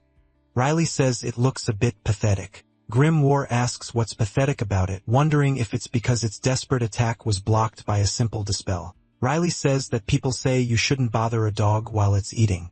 Rebecca then calls out to Riley saying she's very good and impressive for a kid. There's no hesitation in her movements. The monster then eats a clone of Rebecca. But in reality, she rises above it, warning that it's still far from her level. Riley asks if she really had to add such a childish comment. The monster opens its mouth to attack Rebecca once more, but the girl dodges, asking if it can't even handle this. And if its eyes work properly, since its body is in pieces, the creature gets more irritated, and Riley wonders if they should finish this now. She then calls for Becky at her side. Both prepare magic spheres in their hands, launching them toward the creature right after. The monster starts to panic until it's pierced by the magic missiles. Rebecca says that was too easy. While Olivia trembles in fear, she tells her to get up since it's over and shouts once more for her to listen. Olivia sighs and Rebecca tells her to cool her head. Grimoire thinks she takes good care of Olivia and Riley agrees. From what she's observed, this is Becky's way of showing consideration. She didn't seem to have an evil nature and, in fact, isn't the murderer they thought she was. But, of course, she's still an eccentric mage who is aggressive enough to provoke a fight at their first meeting, and she sometimes does crazy things without hesitation. But thinking about it, she acts just like her Riley. So her conclusion about Rebecca is that she's not someone who takes lives for pleasure. Riley wonders what the warning Garen Theobald mentioned last night was about. It bothers her, but since they'll be together during the second test, she'll naturally discover the truth behind the rumors. Later, Olivia asks the Great Mother of Magic to care for the lives of those who lost their souls and for the Goddess of Duties to gather their spirits. Then she sighs, saying it's done. Rebecca wonders why she'd bother with such a troublesome ritual. Olivia explains that it was to honor those who lost their lives, and this was because ancient magic has a strange concept, and she begins to ramble. Grimoire complains that it's a rule of the Arcane Flame School. Riley says she has a question besides that. She had said before that there is no tracking magic in ancient magic, so she wants to know something. How did she pass the first test? And how had she found the administration office to pass the test? Rebecca agrees, calling her an idiot and wanting to know how she did it. In truth, all Olivia can do is show off her little knowledge of ancient magic. The girl forces a smile, saying there's no rule that she has to find the office by herself. She asked a mage from a guild specializing in tracking to find the administration office for her. Olivia says she hates to say it, but she's a genius. She knows ancient magic better than anyone and should get into the magic towers because they'll love her. There's no one in this world like her, but she just couldn't find the administration office on her own. And when she asked others, they said they didn't know either. But just because she can't use tracking, it's unfair for a genius like her to fail the test. She desperately begged a mage who had just finished the first test, and Grimoire comments that she tried to take others' power to prove her own. Olivia continues, saying they didn't help her, and the protagonist shouts that, of course, they wouldn't. The girl goes on, saying that even though she asked politely, they treated her like she was crazy and refused to help. Grimoire says he would have done the same. And the more he hears, the less he understands how she passed. Olivia says that, reluctantly, she used suffering magic. There are some terrible spells within ancient magic, and what she does best is suffering magic. The mage, in agony, begged her to stop, promising he would do it. Rebecca says it's unbelievable the administrator accepted this. Olivia says she found the administration office with her own skills. The mage laughs, saying, "So? A psychopath like her talks about respect for those who lost their lives and all that." Olivia asks what that has to do with anything, and Rebecca laughs even harder, saying that this girl is a real psycho too.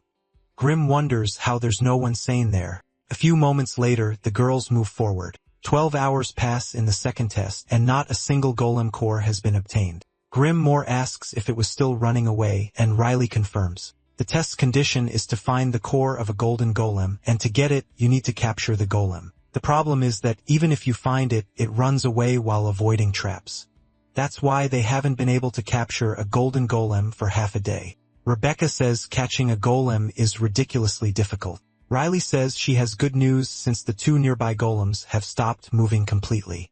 Two mages say they finally got the golden golem core while thinking that Garen did it practically by himself, the living legend of magic. The one who kept hundreds of demons at bay in the Hallspart Mountains, and it's a blessing they teamed up. But it was pointless to think about such things, and he calls out to Theobald. Now that they found the golden core, they should take a break. Garen says that even if he wanted to, there's no time for that. After all, there's something he wants to ask Arpel about, the fact that he hasn't asked a single question since entering this place. Arpel had none, and Garen asks him to hand over the golem core. It has a very peculiar magical power, and I've never encountered this type in my life. Besides, it was probably specially made by the 5 Great Towers for this test. But he wants to know why they spent half a day searching for a core with such strong magical power. Even though all the ruins are covered in magical interference, it makes no sense that they couldn't detect such a unique magical power.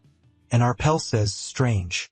Arpel Stingwood is a skilled mage who reached the upper middle level at 29. As the second son of the family, he has always followed an elitist path. It makes no sense that he couldn't detect such a strong magical power, especially when even Theobald had trouble tracking the core's magic. Garen says it was just one of the intentional tricks from the 5 Great Magic Towers and that he should look at this. Telling him to look at the dragon skin on the core, and judging by the engravings, it seemed to have been enchanted. Dragon skin has excellent anti-magic properties, making it undetectable by most magical detection. That's why they had difficulty. Arpel says that's impossible and questions why the 5 Great Magic Towers would use such a precious skin just for a selection test. Garen asks if he doesn't understand what this test means in the world of magic, and the young man laughs. But the old man continues, saying he has one more question anyway. As he knows, there are 42 candidates waiting in these ruins. He doesn't know how many are left, but since they all passed the first test, they must be skilled. But now that the core hidden by the dragon skin has been exposed, he wants to know what will happen. Arpel says it means they're going to be attacked. Garen says that from the beginning, this test wasn't about finding the cores. As he speaks, several mages gather around them. The team that finds the golem first will be relatively skilled. But the moment that team removes the core, Arpel says it's many against one and it's part of the 5 Towers plan. But he wonders if they'll flee or fight, and what several teams facing one enemy will do, and whether they'll unite or compete against each other. But then he notices something strange, asking why he removed the golem's core if he knew this. He could have just left the body and core until the test was over. Garen says that since they're going to fight eventually, it would be better to finish them all at once. Everyone advances toward him. Garen just touches his staff to the ground. Mana begins to flood out as if from a puddle, then it flies out towards them, sucking the breath from every mage around him, a spell they can't possibly survive. Suddenly, they are thrown far away, thanks to Theobald's wind magic. Garen looks at them without reaction. The girl says the old man is incredible for using the trap set up by the Great Magic Towers, but she tells Arpel and Dorothy to get ready. Because if they join forces, they can easily handle about 10 weaklings. Elsewhere, Rebecca calls out to Riley, asking if she feels that too. Because it's definitely the power of a golden golem core, and they need to get there fast. But Riley immediately refuses. Rebecca says it's far away, and by the time they get there, the situation will already be resolved. They can just infiltrate and attack the team that got the core. Riley questions if she thinks only their team would think of that, and that by the time they get there, the other teams will already be there. Rebecca says that's what they should do, because if they don't hurry there, Riley says that while everyone's attention is focused there, they'll just grab the other golden golem core since there's another golem in this area. Rebecca says if they do that, Riley asks if she's ever regretted following her advice. So the mage decides to go anyway. Grimoire thinks that the other candidates aren't as good at tracking as Riley, unless they have a high magical affinity to break through the magical interference. But there were at most 3 or 4 capable of that. Riley thinks that the other candidates could only find a golden golem by luck, and Grimoire says he thought the exam administrator had gone crazy. But at that moment, the core that had been silent all this time suddenly began to emanate a powerful energy, and naturally, all the candidates run until an explosion can be heard in the distance. Grim War says the chaos has begun to unfold, and it must be one of the candidates prepared by the 5 great magic towers to force the others to fight. Riley remains silent at this, wondering if someone could have done this on purpose. Riley thinks that if someone amplified the core's magic to reduce the number of competitors, then it could mean something. And so the two look at each other. Grim War wonders who would be crazy enough to do that, and Riley says no one. Garen thinks his ears are itching. The group continues walking without stopping. Rebecca complains that while some are probably fighting, they are just walking around peacefully, and she's bored out of her mind. Olivia tells her to hang in there a little longer as they'll find it soon. The mage then thinks of something, asking why Olivia chose ancient magic out of all the branches. Olivia wants to know why the sudden question, and Rebecca tells her to talk about something to cure her boredom. Ancient magic is practically the most unpopular branch and has no practical use, so other mages look down on it. Olivia considers the answer for a few seconds. Riley says that Becky is also part of the illusion branch of the Dolores School, and Rebecca says their situations are the same. She can handle other basic magic, but Olivia only knows ancient magic, which makes her a somewhat flawed mage. Grim War thinks that's true, and Olivia was totally focused on ancient magic. As a result, she couldn't even properly use basic mana detection. Rebecca says there must be a reason for her to focus only on ancient magic, neglecting other branches. Olivia says she simply thought the stories she heard as a child were really cool. The legends about the great forgotten mages, Nirov of the Sky, Sage Mortem, and so on. Becky must know that the great forgotten archmages are incredible, and she must have read those stories too. In the story Tale of the Knife, moving a mountain with magic, or splitting the sea in two, Rebecca says that's just a fairy tale. Olivia wonders about that. Rebecca tells her to be serious because even if the Archmage Marta Farhirik were reincarnated, that wouldn't be possible. Olivia says it's not just fairy tales and that it really happened because there are historical records and academic materials. But Rebecca asks why no one at her school has ever done it. If what she says is true, she should be able to prove it with ancient magic, and no one would look down on her. So Olivia says if they just continue their research a little longer, but the mage keeps saying she's just genuinely worried about her, the path of magic, a path others want to walk but can't, and you're gonna waste it researching fairy tale illusions. She asks if there's anything more to that ridiculous suffering magic, and Olivia apologizes for it. Rebecca tells her to just face reality since she used to be just like her. There was a time when she thought that if she mastered illusion magic, she would become strong. She looks to the side with regret. She tells her not to take it too seriously for her own good. Olivia thanks her for the advice. A few moments later, the group continues on their way. Riley then calls out to Grim War. She wants to know if he's aware of it or not. She wants to know who was right, if the ancient magic from fairy tales really existed. Grim War explains that Olivia is right and ancient magic did exist. With a single spell, mountains were erased, seas were parted in two, and entire enemy armies were annihilated. These feats, achieved by him and his disciples, turned into legends that are now dismissed as fairy tales. Riley wonders that, if these things really happened, why did people forget about them? Grim War explains it's the frightening power of time, something she should have learned about at the academy since magic is deeply related to the flow of history. Time passes for hundreds of years and then hundreds more. A long time ago, the Age of Wars came to an end. The Empire, supported by powerful archmages, unified the continent. Then the Emperor who unified the continent named the nation the Rita's Empire and declared peace across the land. But at the same time, destructive firepower lost its usefulness. Riley says it's because war mages aren't needed in times of peace. Grim War agrees, explaining that the Empire sent mages to research labs because it was better to study magical engineering to improve people's lives. Dealing with the dungeons that were neglected during the war was also important, so to conquer them efficiently, new magic had to be developed. Magic with great firepower was excellent for annihilating enemies. But if you use that kind of magic in a dungeon, the ceiling will collapse and everyone will die just as it had happened in his past. Riley looks down, a little tense. He continues that, for the sake of safety and efficiency, magic changed. Pathfinding magic was developed to help with dungeon conquest. Meanwhile, powerful magic with a limited destructive range and high precision became dominant, and that's how the modern magic system developed. On the other hand, magic with great firepower lost its usefulness and became ancient magic. To put it mildly, it's traditional and outdated. As the Empire stabilized, some people became interested in ancient magic, but the gap in history had already grown too large. Legends became myths, myths became fairy tales, and fairy tales became illusions. No one remembers the legends that truly existed. Riley asks if he still remembers how to use ancient magic. Grimoire confirms he does, but it has no use anymore. The girl clutches the notebook to her chest, saying she has to learn. Grimoire questions her reaction as ancient magic has had no use since the war ended. Riley thinks that if a war were to break out again, ancient magic would become useful once more. He says she can't just learn it. For an effective invocation, she'd need to study ancient runes and memorize various incantations. On top of that, she would have to transform the circuits engraved on her body and restart everything she's worked on so far. Naturally, she wouldn't be able to use the magic she has learned and would have to reset her greatest strength, her mana affinity, back to 0.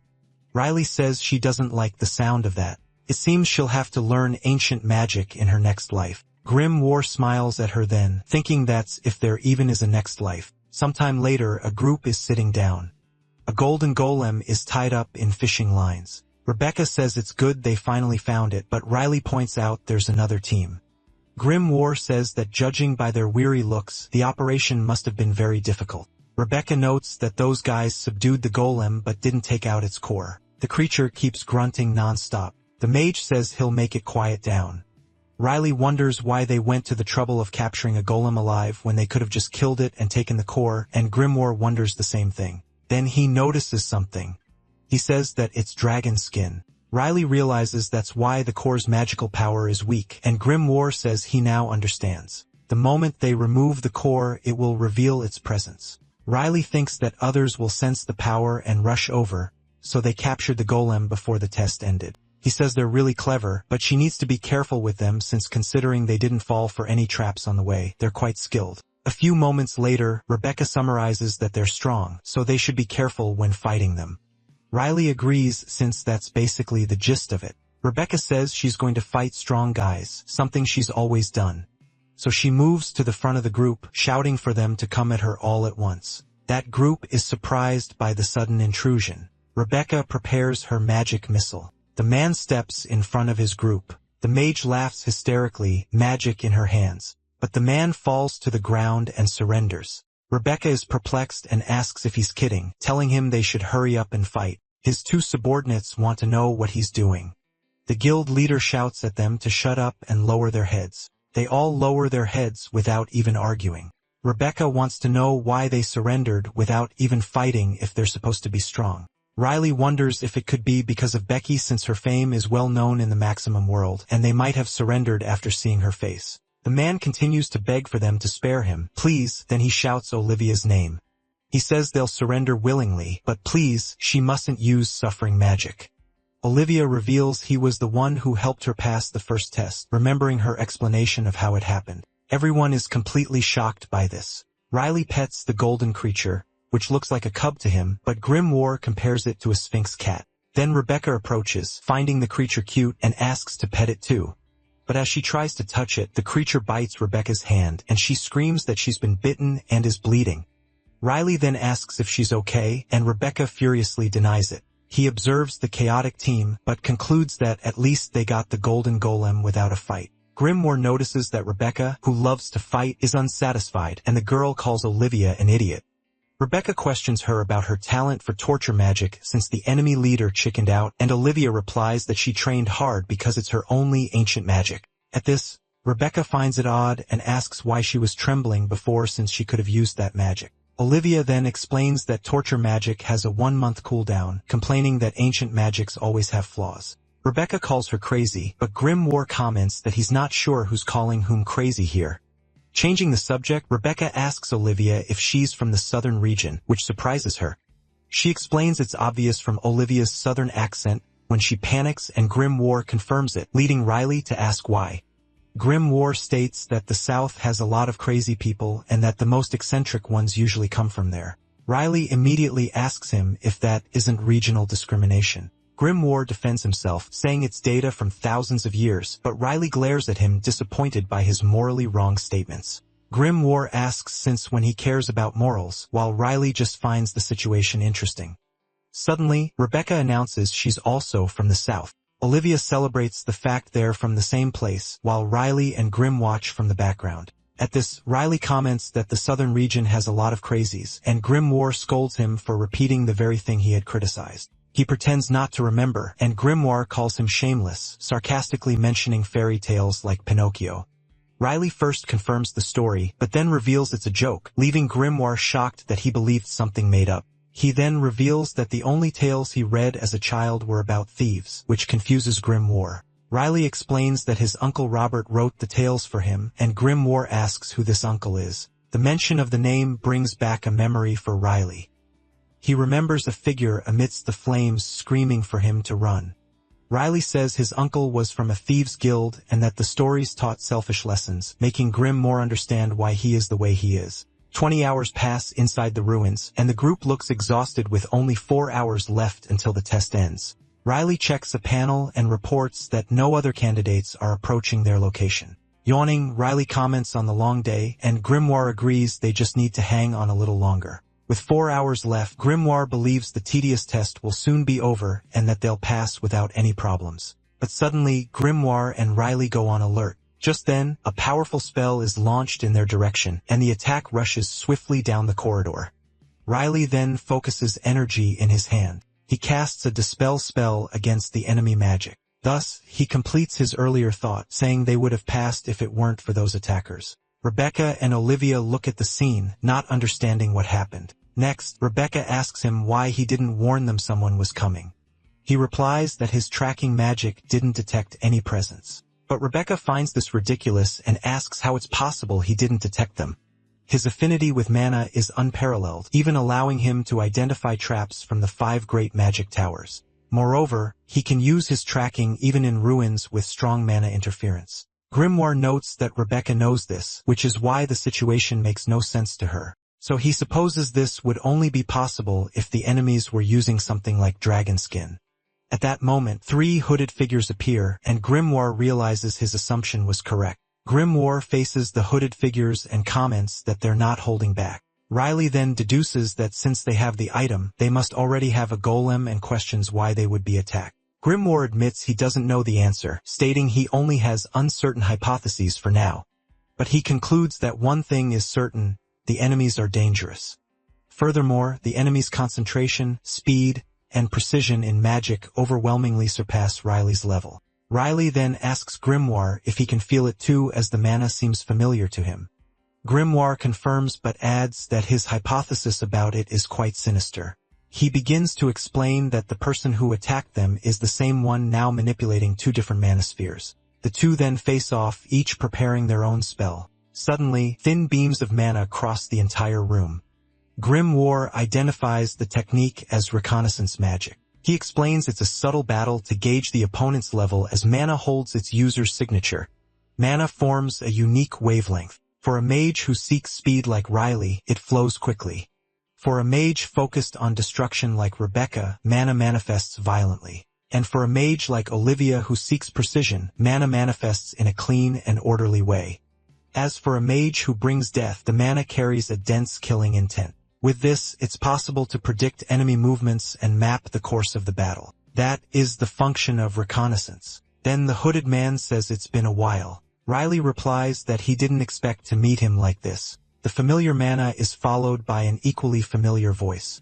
Grimoire then wonders why of all people it had to be him. At this, the man reveals himself as Garan Theobald and regrets having to face him as an enemy. He then asks if he came to get the core, but Garan denies it, showing he already has a core in his hand. Riley asks why, and Garan reminds him of something he'd told him before. He explains that the test attracts mages with various purposes, including some who use it as a killing field, and that he also has his own objective. Riley then asks what that purpose would be. Garan reveals that his objective is to kill Rebecca Duncan.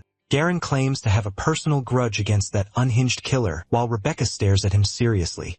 He argues that letting Rebecca live will only bring more tragedy to the world of magic. Then, they are reminded of the test's rule. If one team member dies, everyone is disqualified. Riley warns him that if he kills Rebecca, he'll be disqualified too.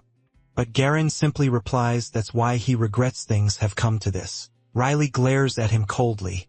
Then Rebecca steps forward asking Riley to let her handle the old man as she has unfinished business with him too. But Grimoire intervenes, saying they don't stand a chance against Garen Theobald. He explains the reason is a mismatch of fighting styles. Riley's combat style is erratic, using magic missiles and the Dispel spell to exploit weaknesses. On the other hand, Garen's magic is purely defensive with no weaknesses to exploit. Grimoire concludes that Garen Theobald is the worst opponent they could possibly face. He then suggests it would be better to fight the other two companions. Riley remains silent, his hand still glowing. He holds it, warning that it won't be easy. But Rebecca says she already knows, as he is an experienced mage. But Rebecca reminds him that, as she told him before, she only fights opponents at her level. She then declares that the perfect opponent is right there in front of her and questions why she wouldn't face him. Garen watches the scene in silence. He then warns his companions, Dorothy and Arpel, to be careful as the mage they are about to face will not be an easy opponent. Dorothy, however, scoffs at the fool who only knows ancient magic and the other girl who's just pretty. She interrupts, confused, and asks the old man to wait a second. She questions if her eyes are deceiving her as the girl looks like a rookie, and Garen confirms that she is. Dorothy gets worked up, not understanding how a rookie could take the test, but Garen scolds her for judging others solely by their level. He then asks Arpel to look after Dorothy, and the young man agrees while she remains irritated. Still, she sighs and concludes that her task is simply to take down the two opponents. Garen warns her not to let her guard down, and she agrees as she prepares her magic with her feet. Her foot strikes the ground, activating a shadow spell. The magic then surges forward and envelopes them. The three of them stand still as the shadow magic completely surrounds them. Then they use the elemental shadow magic, Shadow Transport, to disappear from the spot. Garen's feet remain planted firmly on the ground. He then states that now it's just the two of them and calls her by her name, Rebecca Duncan. Rebecca then smiles. She gives a bow and says she is honored to face the legendary Garen Theobald. At this, Garen steps closer and mentions the name Sharon. Rebecca continues, explaining that Sharon told her a lot about him. She adds that because of Sharon's stories, she already feels familiar with him even without ever having met him. Garen then clenches his teeth and repeats her name. He orders Rebecca not to mention his granddaughter's name with her filthy mouth. Next, a vision shows a girl in a magic circle begging for something. She keeps asking for help repeatedly. The vision ends with a scene of blood. Riley blinks, and the scenery changes completely. He and Grim appear in a new place, which Riley describes as a greenhouse for giants. Grimoire notes that the place looks like it's been abandoned for a while, and asks if only the two of them were transported there. Grimoire is startled to hear Olivia and admits he hadn't even noticed her presence.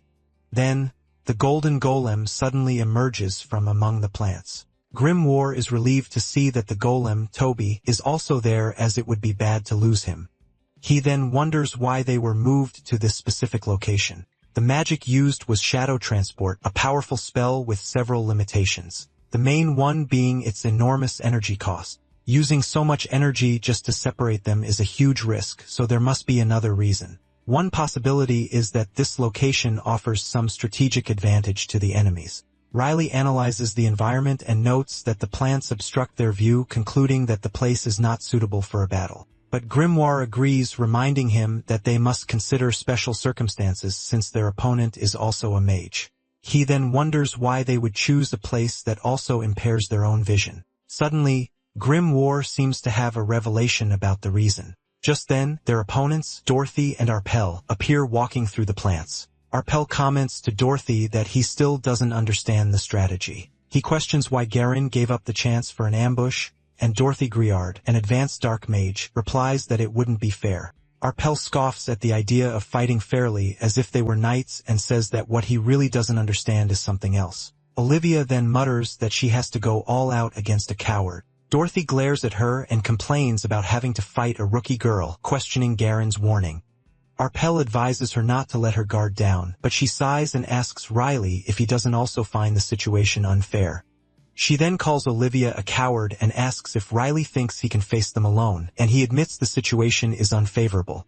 At this, Grimoire concludes that Rebecca is as good as dead since Garen fights with everything he's got, and it will be difficult for her to handle an experienced mage alone.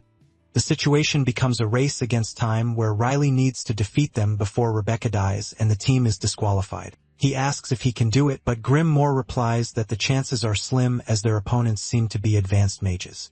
Riley remains silent. Arpel states that they don't want an unnecessary fight, but warns that if they insist, he won't hesitate as he prepares a spell.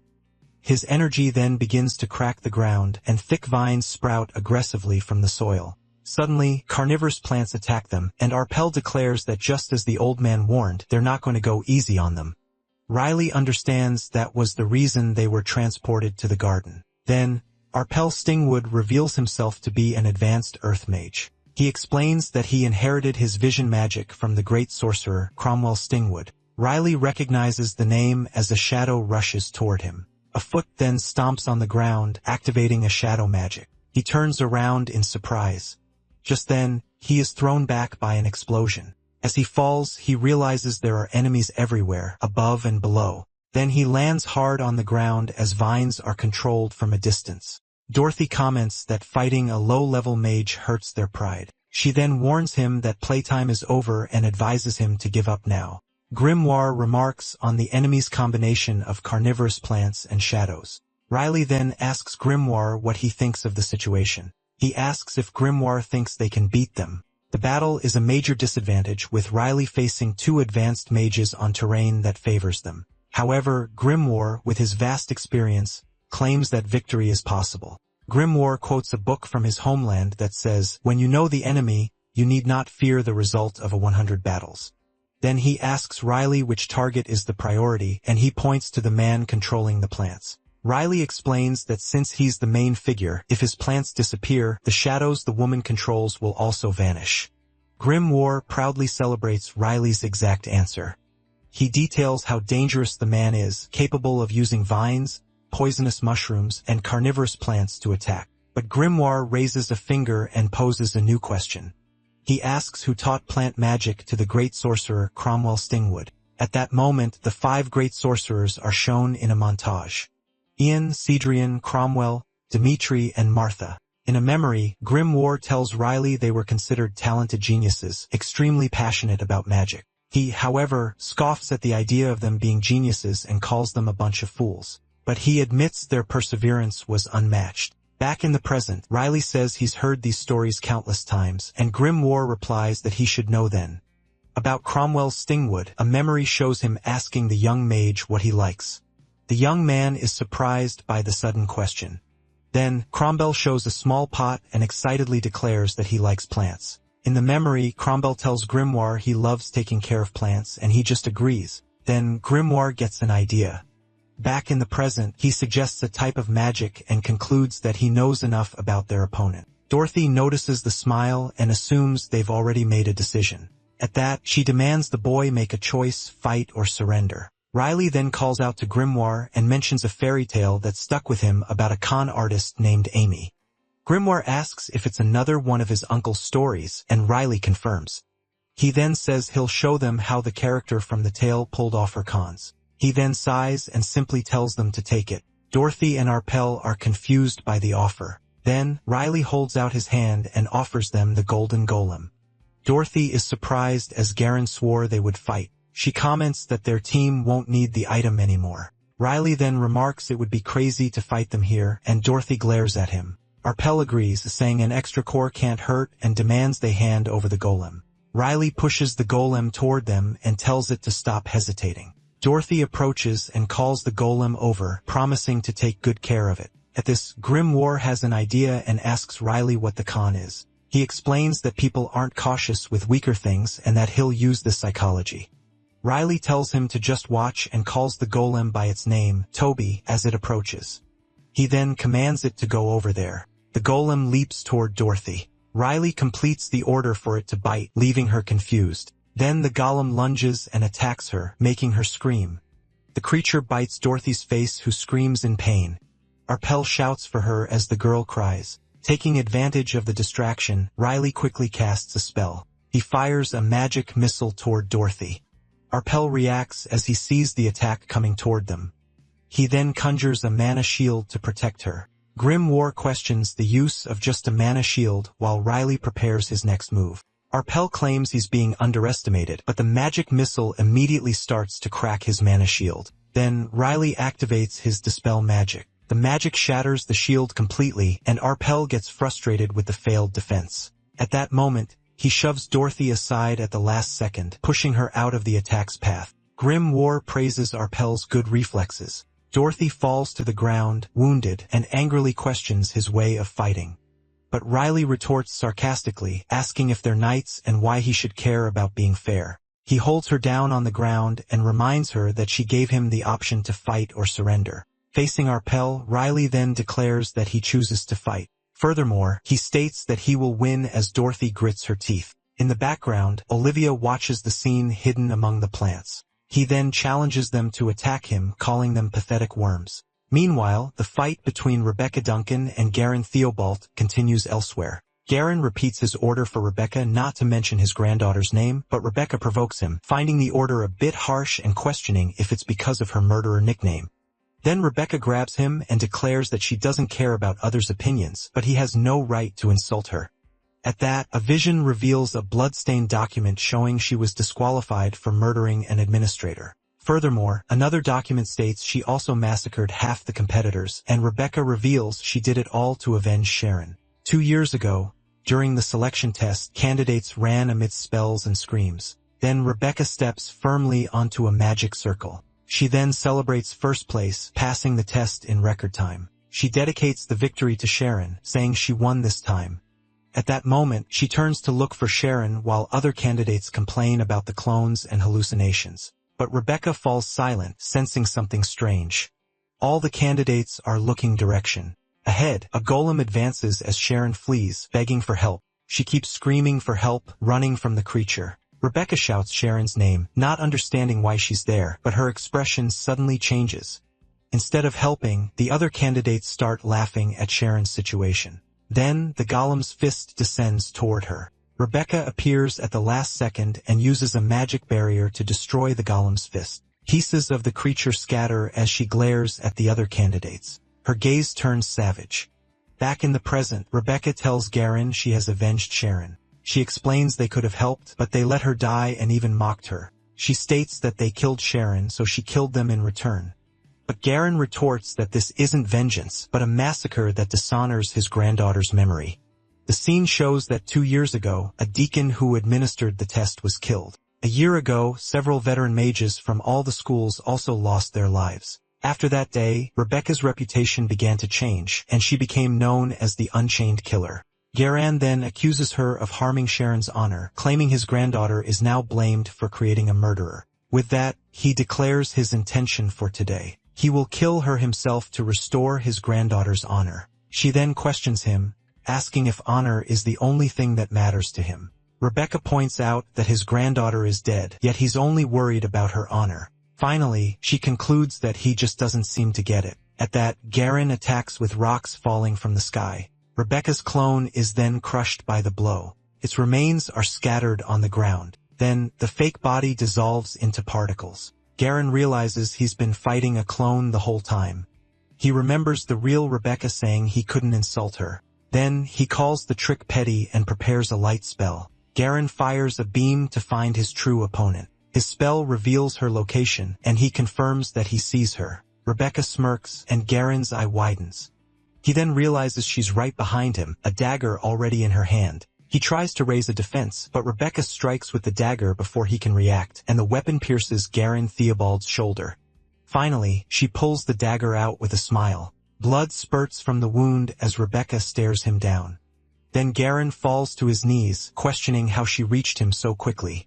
The world around him distorts, and time seems to slow down. He then recalls experiencing this countless times on the battlefield. It's the feeling of death, and he finally collapses to the ground. But Garen awakens from the vision, his head snapping up. Rebecca then approaches him and calls him old man. She holds him and expresses her disappointment that he was slower than Riley to escape the hallucination. She reveals that Riley managed it in 1 second while he took 2. Then Rebecca smiles and prepares for the final question. Finally, she grabs his face and asks if he just saw his own death. Her question about him seeing his own death echoes through the area. At that, Garen's heart races as he stares at her. He relives the image of her smiling after the attack, and then he sees himself on the ground, completely defeated. but Garen tightens his grip on his staff. He then brings a hand to his collar. Garen then smirks and calls her trick pathetic. Rebecca laughs and says her trick isn't as pathetic as the trap he set. Furthermore, she accuses him of creating this battlefield on purpose. She continues, stating it was all done to lure her in.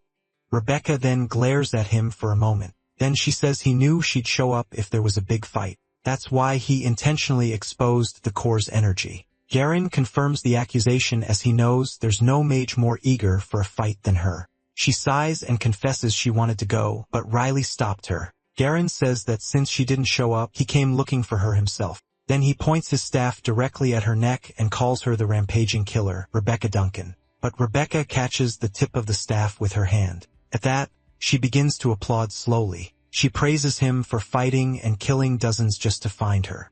The scene shows his victims screaming in terror. Rebecca then grabs him and accuses him of contradicting himself by calling her a killer. Garen bites his lip in silence for a moment. He remembers her asking if he saw his own death and steps back. But he claims that contrary to what she expected, the death he saw was hers, and now he's going to show it to her. She watches him as an aura forms around them. Finally, Rebecca closes her eyes and remarks that this reminds her of what her mother used to say.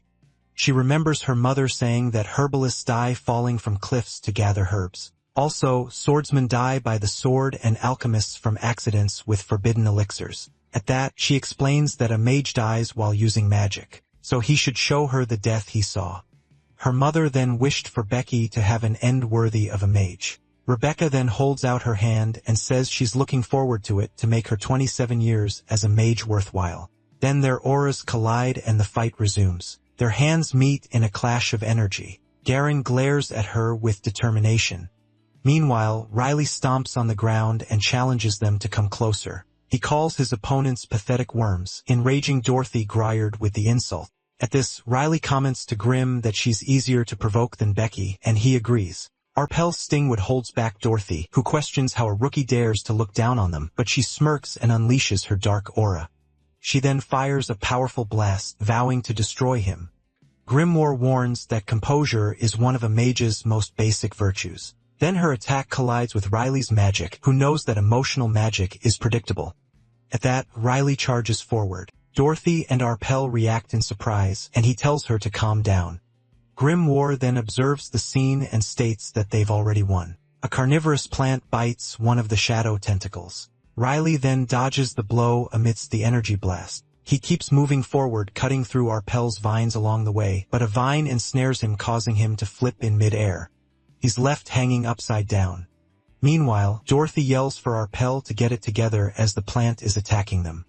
Grimoire respects him for inheriting Cromwell's magic, but he laments that plant magic hasn't progressed in 300 years, concluding they'll never win with something so outdated. He then analyzes that Dorothy is already low on energy due to the shadow transport and her previous blood loss. Because of this, Dorothy is exhausted. Her shadow plants are slower, and she screams for the attack to just hit her already.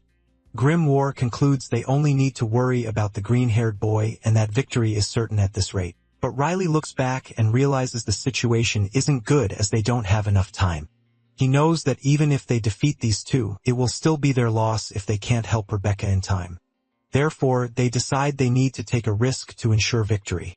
Grimoire then asks Riley if he can sever the link between a mage and their summon, and he confirms he can. At that, Riley launches himself into the midst of the energy blast. He steps on one of the plant's vines and uses the momentum to leap higher.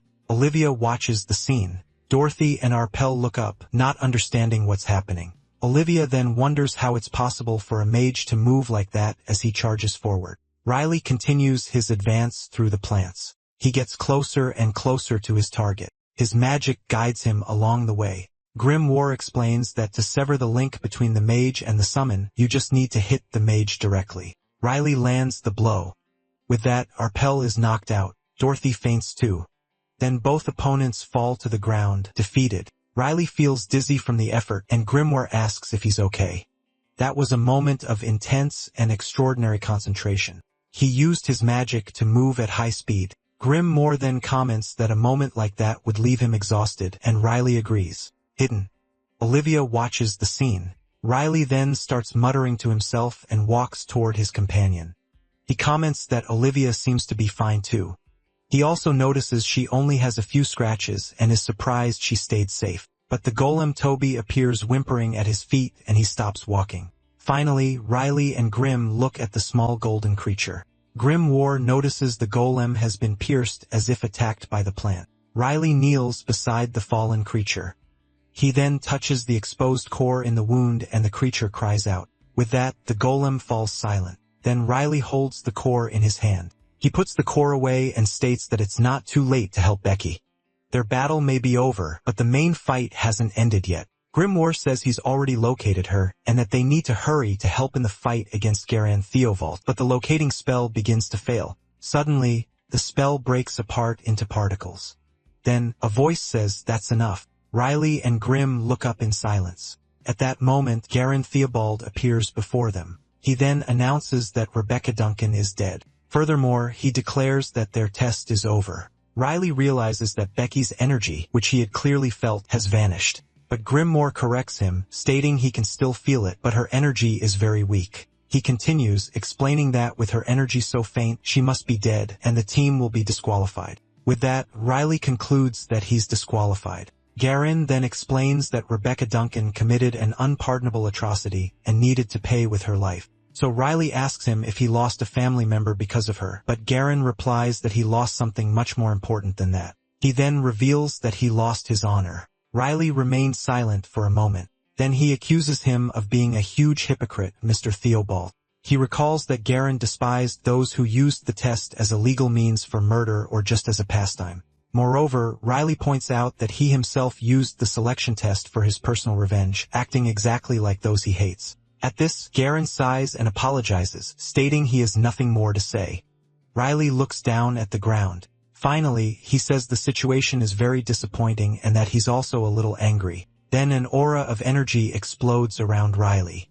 At this, Garan Theobald reacts with surprise. He then questions if he's trying to fight, but Riley confirms and Garan asks why since the test is already over. Riley then replies that it's because he killed Becky, Mr. Theobald. Garan scoffs, asking if he became friends with her and now seeks revenge. He repeats the question about avenging Becky, but he vehemently denies it. He then prepares a spell and says he's just annoyed about being disqualified because of her death. He adds that he doesn't care what happened between them because the important fact is that Garan wasted a year of his life. So he demands that Garan waste a year too or he won't be able to sleep.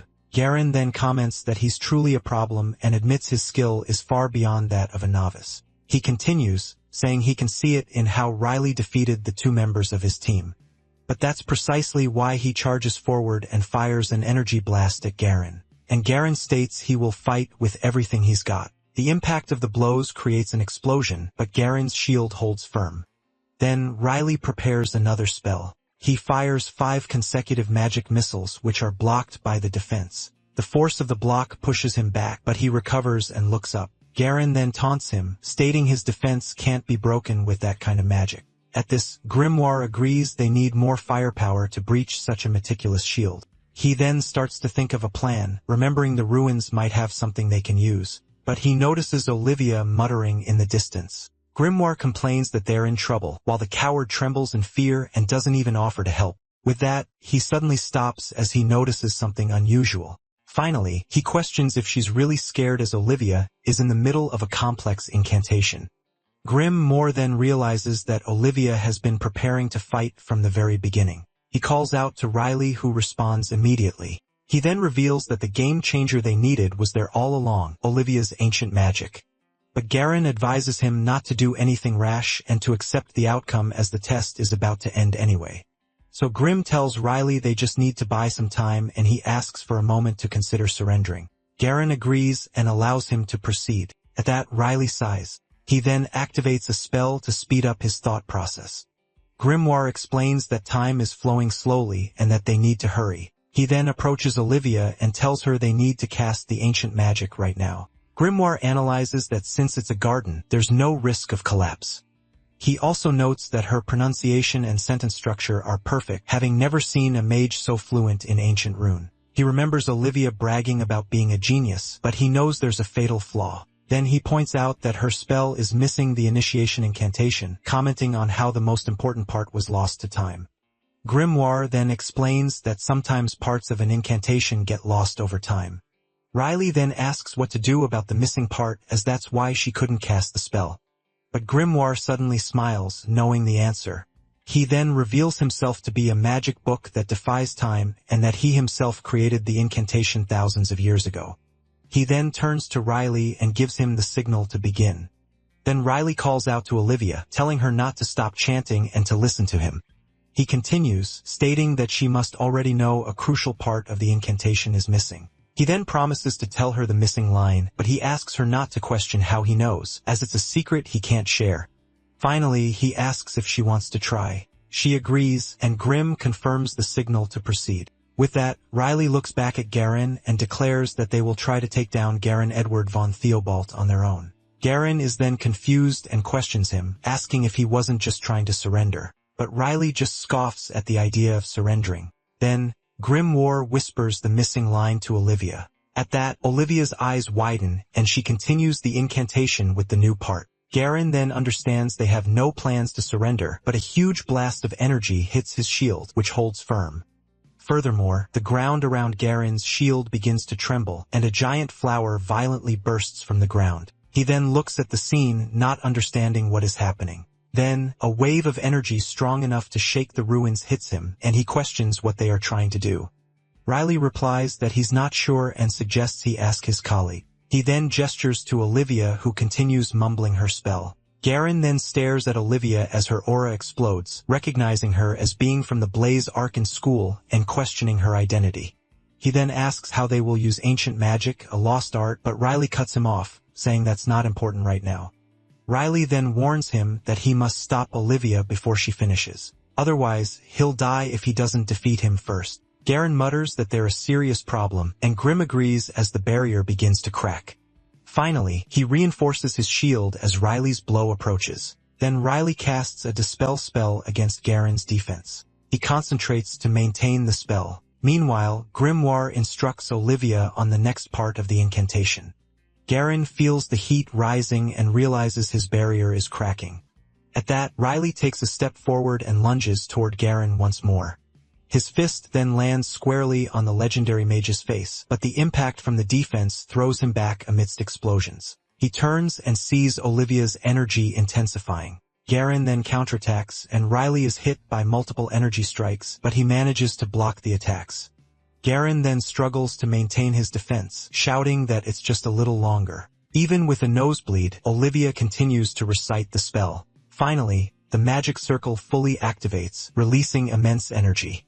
And Grimoire announces the final initiation line of the spell. Then, Olivia is no longer a romantic fool and completes the command of the Matron of Magic. With that, the forgotten legend of ancient magic, too powerful to be remembered, finally returns.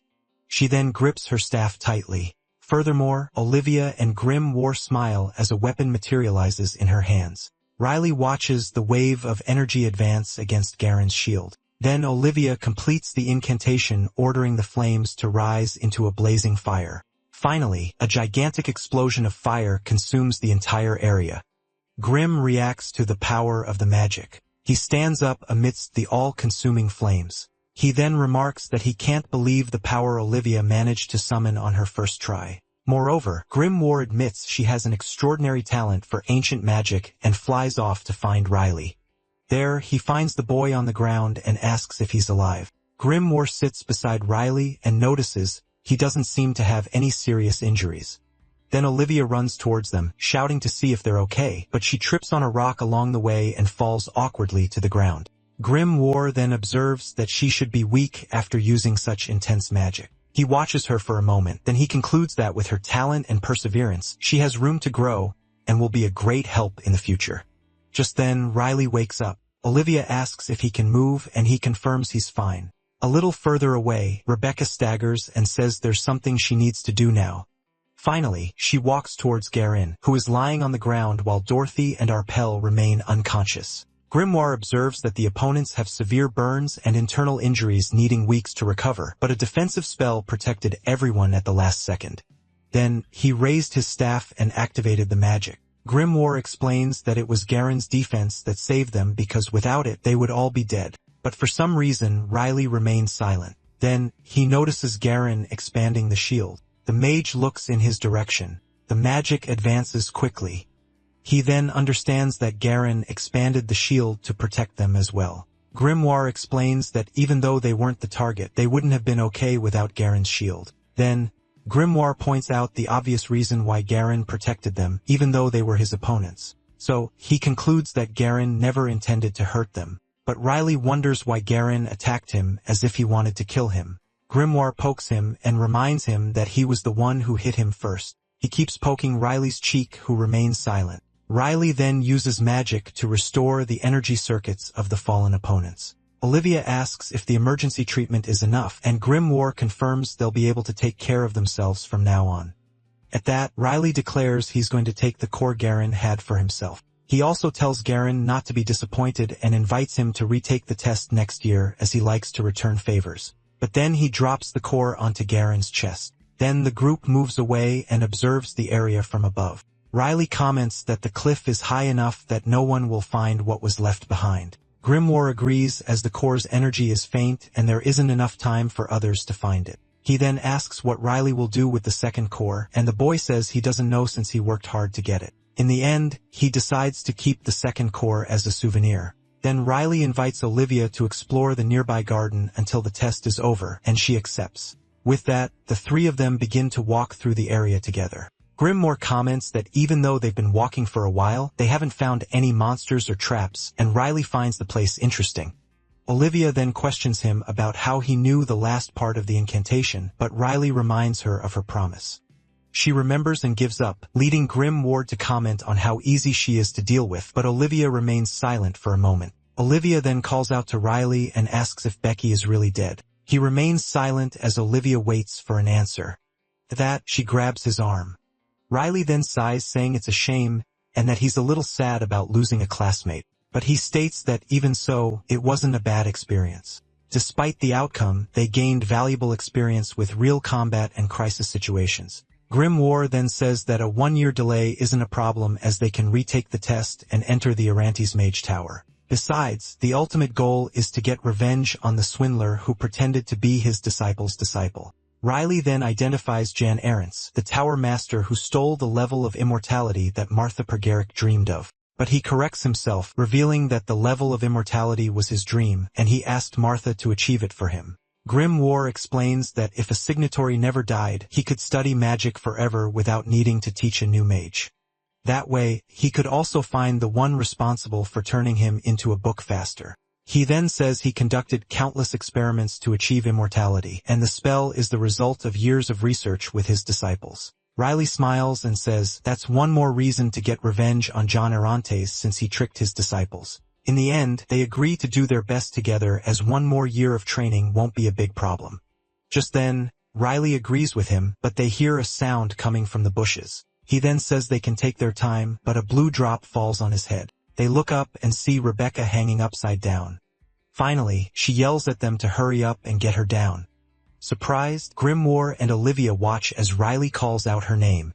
She then asks why they're alive, but Riley scolds her for talking nonsense. Rebecca explains that Garen Theobald claimed to kill them, concluding that he obviously lied. Then, a shot of Garen Theobald's face is shown. Riley realizes Garen's lie was meant to make them give up on the test. Grimoire then understands why he also thought Rebecca was dead. She reveals that the dragon leather concealed her energy and asks to be let down before she gets dizzy. A blue energy dissipates into the air. Now free, Rebecca praises the speed of Riley's dispel and questions him about his skill. She complains that she couldn't break free herself and swears she's going to kill that old man.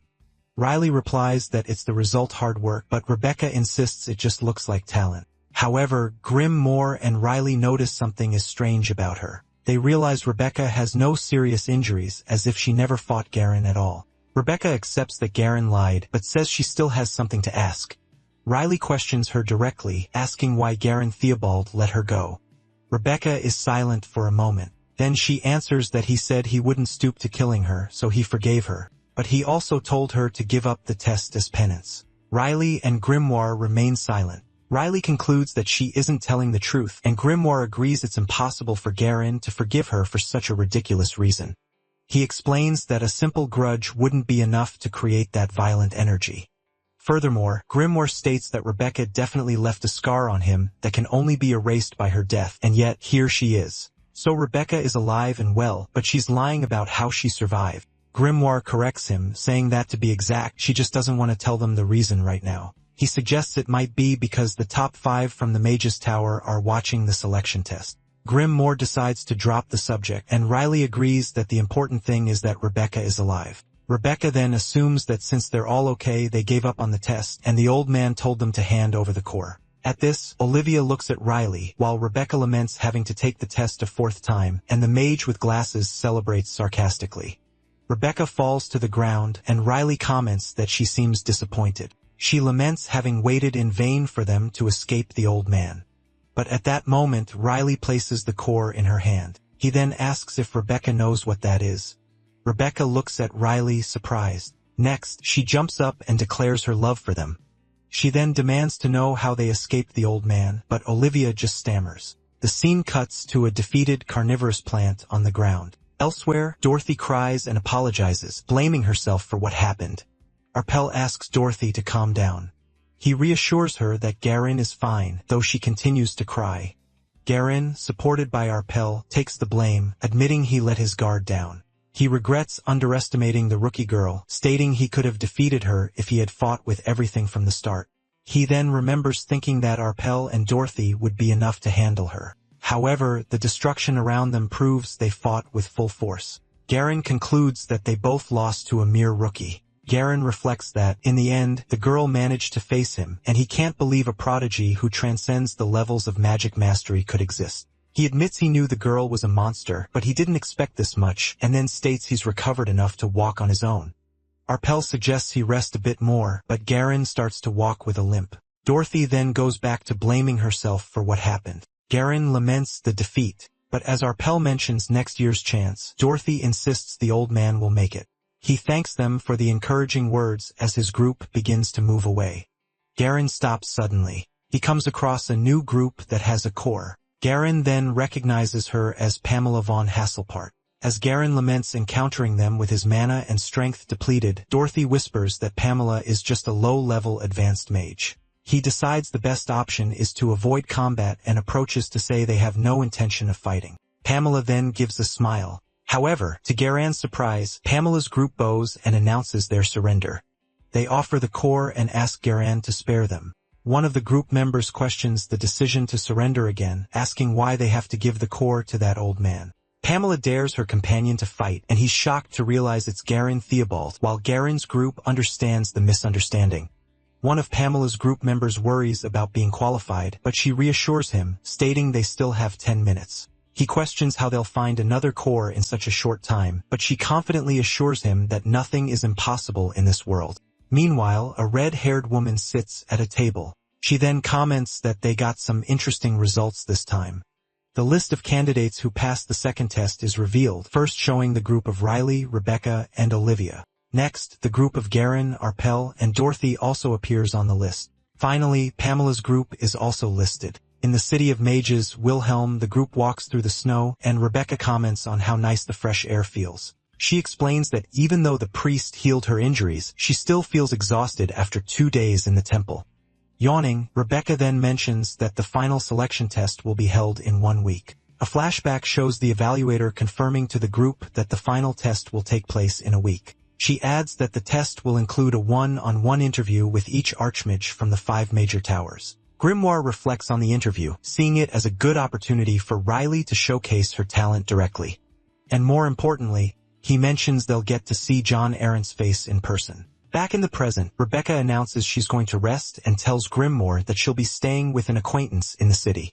She wonders if she hadn't already told them, and Riley confirms she mentioned it when she recommended the Sky Whale Inn. At this, Riley teases her about trying the place this time, and Rebecca glares at him as he laughs at her reaction. Rebecca then lets out a small laugh. Then she says her goodbyes, telling them she'll see them in a week and to take care until then.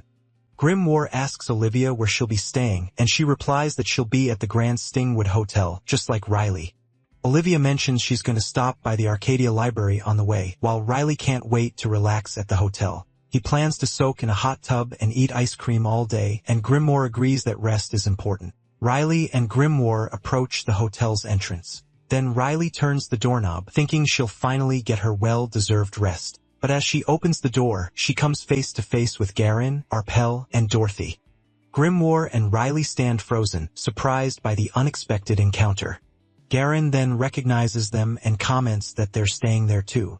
Riley starts to close the door slowly. Just then, a hand stops it from closing completely. Dorothy holds the door, surrounded by an aura. She stares at Riley and calls her name. Suddenly, Dorothy breaks into a wide smile and greets her. She introduces herself as Dorothy Gruyard, and as she hugs her, Grimoire asks how their team passed. Garen explains that they were given a core. Grimoire is astonished, questioning if someone dropped out of the test just because they were a fan of Garen's.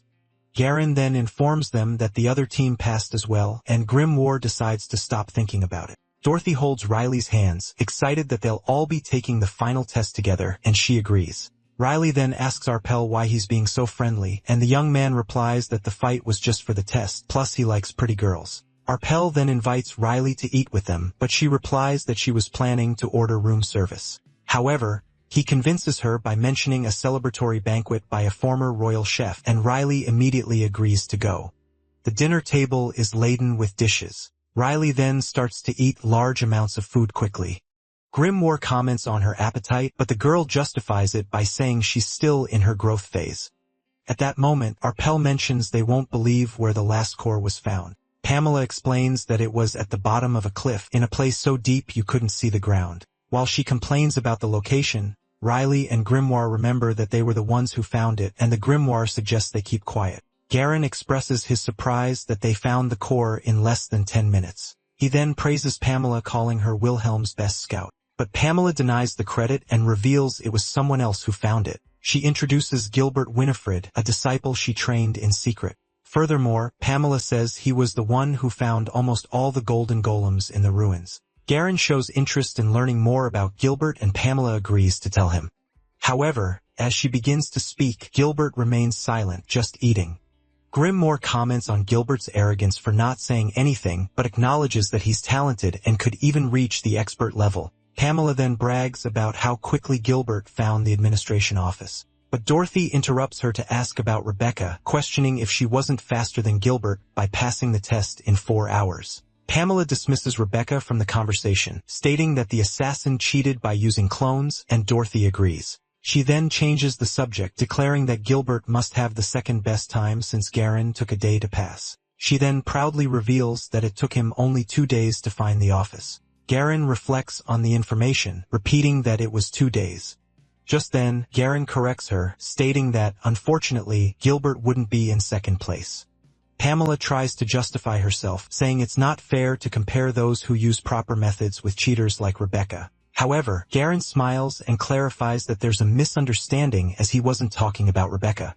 He then turns and asks Riley directly how long it took her to pass the first test. Grimoire remarks that the old man is silly for asking something he already knows the answer to, while Riley remains silent. Riley finally answers that it took her about half a day, or more precisely, 6 hours and 30 minutes, leaving everyone shocked. Garen confirms the time with pride, while Grimoire wonders why he acts as if Riley were his granddaughter.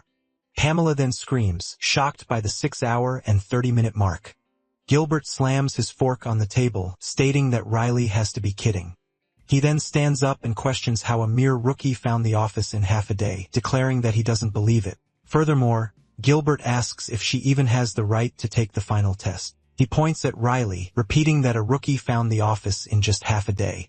Gilbert then explains that Wilhelm's energy barrier and the residual energy from experiments make it hard to find. Then, he accuses her of getting this far by cheating, while Grimoire wonders why he's so angry. At that moment, Dorothy gets Gilbert's attention and asks him a question.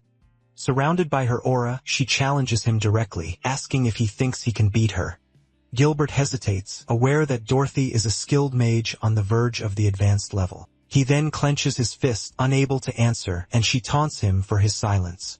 Dorothy tells the rookie to shut up and reveals that Riley defeated both her and Arpel, leaving Gilbert's companion shocked. Gilbert's companion turns to Arpel for confirmation, and he states that Riley legitimately passed the second test. Gilbert glares at Arpel, saying it makes no sense, while Dorothy and Riley mock him in the background. He insists she's just a young rookie as Garen cuts his food. Garen then calls him by name and says they understand what he means. He explains that Riley is young and low-level, so anyone would be confused by a rookie passing the second test. Garen admits that at first, he also underestimated Riley, just like Gilbert. He also points out that Dorothy underestimated her too and paid the price, leaving her embarrassed. Garen adds that Arpel also underestimated her, making the young man ashamed. He states that it's acceptable to question someone's abilities as a mage's nature is to question everything. However, he adds a caveat. He questions whether it was truly appropriate to voice his doubts at this table.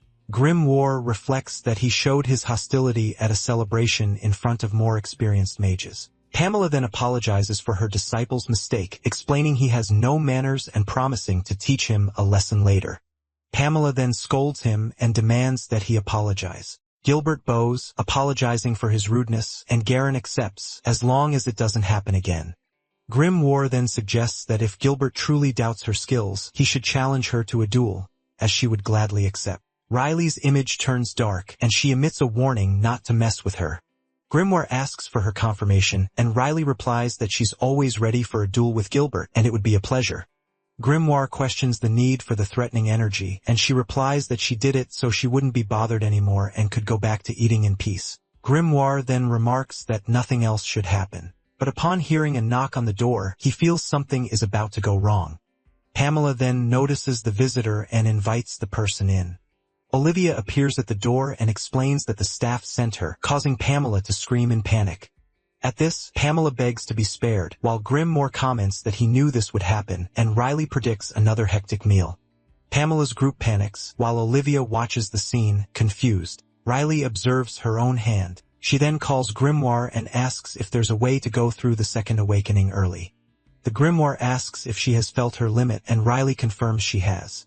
He explains that the second awakening is a blessing that marks the final stage of a mage's element and accelerates their growth. Grimoire says it's natural for her to feel her limit after the test, but Riley replies that her skills are practical and strategic enough. However, she has few attack options, and her specialties are like secondary tools, with magic missile being her only offensive spell. He concludes that the best way to overcome these limitations is to undergo the second awakening early, and Riley agrees. To answer her question, Grimoire states that it's not impossible, but it's incredibly difficult to achieve. He explains that this act, known as early awakening, defies the natural flow of magic, making it complex and difficult. He also warns that her talent won't help as it all comes down to perseverance and effort. Grimoire questions why she would go through all this now when she could focus on other training and wait for the natural awakening. But knowing this, he says that if she still wants to proceed, he won't stop her. Riley steps forward and states that she's going to do it. So Grimoire agrees, and they both prepare to give it their all, while Riley confidently declares she will succeed. She then opens the book and starts asking questions. Riley asks if an element seed in her mana heart awakens automatically upon reaching a certain power level. Grimoire confirms that all she needs is to reach a certain level of mana. However, Riley is confused as she thought the early awakening was meant to compensate for her lack of mana. She then realizes she needs more mana to awaken, and Grimoire confirms the paradox. He explains that the early awakening uses this paradox. And for that, Riley will have to lie from now on. He adds that she doesn't need to actually increase her mana, just trick her mana heart. She must deceive it until it believes she has plenty of mana, causing the element seed to release on its own. Once the seed is released, her body will think it has undergone the second awakening and will transform. He explains that the trick will expand her mana circuit and then states that, in theory, the process will take about 5 weeks. Riley repeats the time frame, but Grimoire clarifies that in reality, it will take much longer due to preparations. He details that she'll need to create an internal barrier, increase her body's tolerance, and go through dozens of stages, and Riley admits it sounds difficult. Grimoire warns her it will be painful, perhaps the most painful thing they've ever done, and Riley remains silent. Grimoire encourages her, saying that the greater the pain, the greater the reward. Riley then slaps the book and agrees to start. With that, she begins the training and an energy envelopes her hand. She then grimaces from the process. Grimoire says he knows it's painful, but asks her to endure it. He also warns her that this is nothing compared to what she'll go through in the next 5 weeks. Grimm explains that the early awakening process will be painful with the weight of the mana pressing down on her entire body. Additionally, she'll feel a burning sensation in her organs and vessels. He concludes by mentioning several other indescribable pains. Grimm more than warns her to prepare herself because the next 5 weeks will be hell. The scene shows Riley, who also remembered his warning. 5 days later, Riley shows off the energy and says his concern was just to motivate her. But he shouts that it wasn't a bluff while Riley thanks him for the motivation that sped up the process. Frustrated, Grimm more asks how she got the idea to go through all the suffering at once. He then calculates that finishing the 5-week process in just 5 days is 7 times faster than normal. Riley calmly replies that it was bearable, so she didn't need the 5 weeks, leaving Grimoire shocked. She then explains that she's been through much worse in the Thieves' Guild and that this pain is nothing. Grimoire then sighs and laments, mentioning the Thieves' Guild again. He wonders what they did to make her so indifferent to pain, and Riley reveals it was torture disguised as psychological training. She says they tied her to a pillar and ate chicken thighs in front of her, ignoring her pleas for a piece. Furthermore, for a week, all they gave her to eat was dry chicken breast. Riley adds they gave her nothing to drink but water, and Grimoire questions if that was more painful than the awakening. She confirms that it was, and the Grimoire concludes that maybe she's the weird one. Just then, an energy forms in her hand, and Grimoire reveals that Riley is a user of the electric element. He explains that the element possesses the destructive power of fire and the speed of wind, making it good for offense, defense, and support. Additionally, Grimoire promises he will teach her how to use all these characteristics. Then he enthusiastically states that she will become the perfect electric mage. However, he asks her if she has ever been struck by lightning. Next, he asks how she manages to be so in sync. He continues his question about the sync with her element as the energy spreads throughout the room.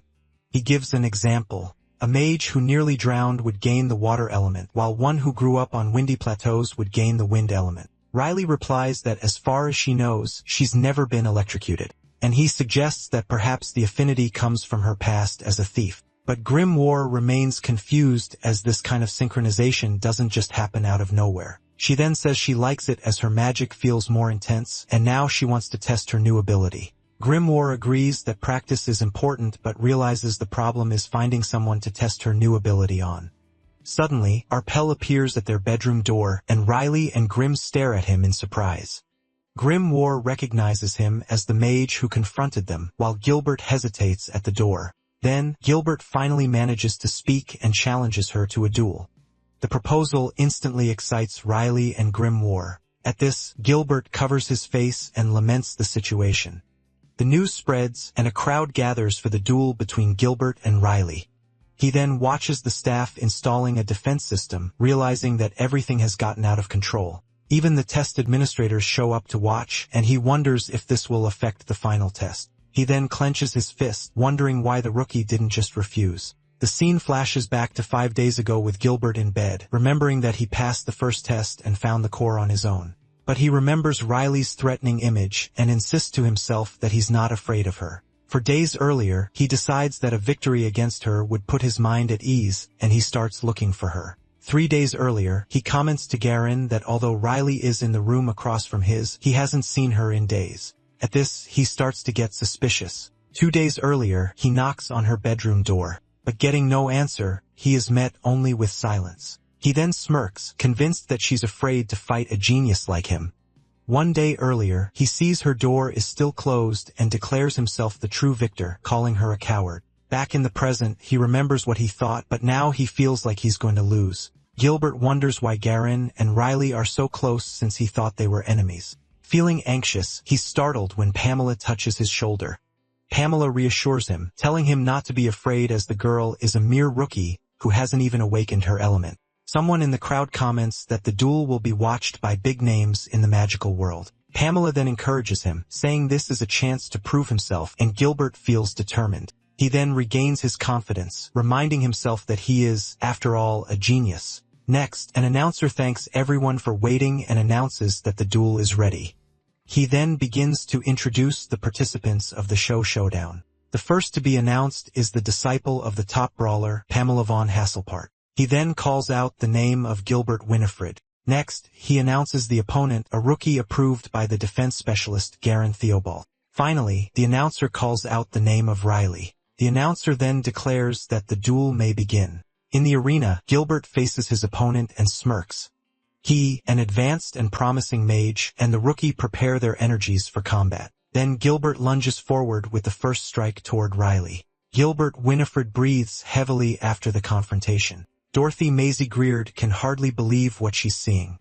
Then Gilbert wonders if he really managed to defeat Riley, who lies on the ground, but he can't believe Riley passed out in just 2 rounds. Gilbert then claims his master was right. His opponent was no match for him. Soon, several people approach to congratulate Gilbert on his overwhelming victory. Next, Garen Edward von Theobald comes closer and takes his hand, calling his name. Everyone around them murmurs about the incredible offer to become Garen Theobald's disciple. However, Gilbert shakes his head in refusal. He thanks him for the offer but reaffirms his loyalty. He is a disciple of Pamela von Hasselpart and cannot have 2 masters. Garen then praises his attitude and offers his full support even if he doesn't become his disciple. Then a woman invites him to immediately join the 5 major mage towers, skipping the final test. The crowd quickly surrounds him, asking for autographs and inviting him to their respective towers. Gilbert just laughs boisterously, savoring the moment. From a distance, Riley calls out to Grimoire as they both watch the scene. Grimoire points out that Gilbert is on the ground smiling. Riley suggests leaving him be as he might be having a good dream. But Grimoire finds him boring, commenting that he'd hoped he'd at least have the skills of a scarecrow. Then Riley's hand begins to emit energy. He then unleashes an energy blast directly at Gilbert. Riley then reveals his opponent couldn't even withstand a single round. Still, he glances at the audience's reaction. The audience starts murmuring about his elemental magic, confirming the plan to stand out work. Grimoire remarks that this is the reaction he wanted, with everyone looking at them like they're monsters. Then, Garen Edward von Theobald approaches and questions Riley about how he managed to unleash his element without the second awakening. Grimoire then encourages him to tell his story, and Riley announces that he had an epiphany. He explains that after fighting in the test, he meditated for 5 days in his room until his element manifested on its own. Hearing this, Garen states that he wasn't wrong about him and calls him a genius. As he walks away, he advises him not to let his talent go to his head, warning that laziness is a fatal poison. Next, Rebecca Duncan comes over to congratulate him on his work, saying the electric element suits his chaotic nature. Furthermore, she reveals she gathered all those people in the auditorium just for him. Rebecca declares that thanks to her, the plan to promote Riley's element was a huge success. And she insists he shouldn't be shy and should just say, "Thank you, Becky." But Dorothy runs up to Riley demanding that he thank her for passing the test thanks to her help. Then everyone gathers to congratulate him, praising his talent and asking how he awakened his element. Grimoire yawns, commenting that's enough of these reactions and that it's now time for what's next. At that moment, the administrator arrives and notes that it's good everyone is there. Grimoire recognizes her, commenting that they probably earned more points from the fight. Then the administrator snaps her fingers, making a quill and paper appear in midair.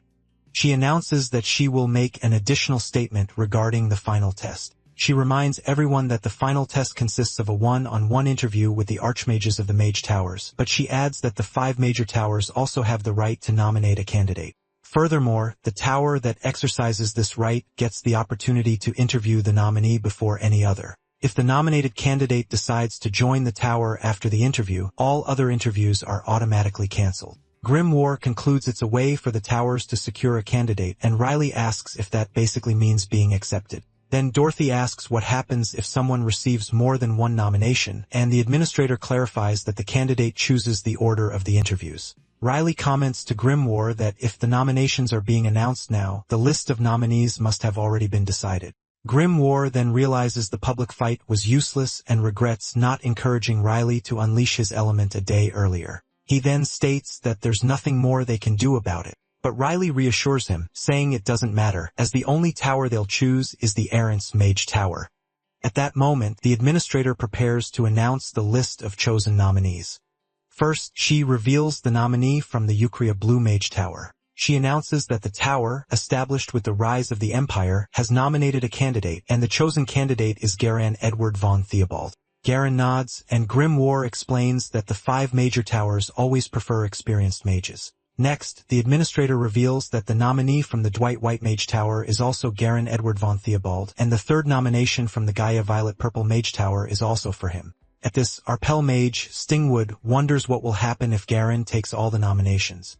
The administrator then continues, announcing the nominee from the Jaden Grattan Red Mage Tower, and she announces the name of Olivia Maisie Triwizard. Olivia's eyes widen in reaction. Rebecca Duncan is surprised to learn Olivia's last name is Maisie Triwizard and understands why she claimed to be talented.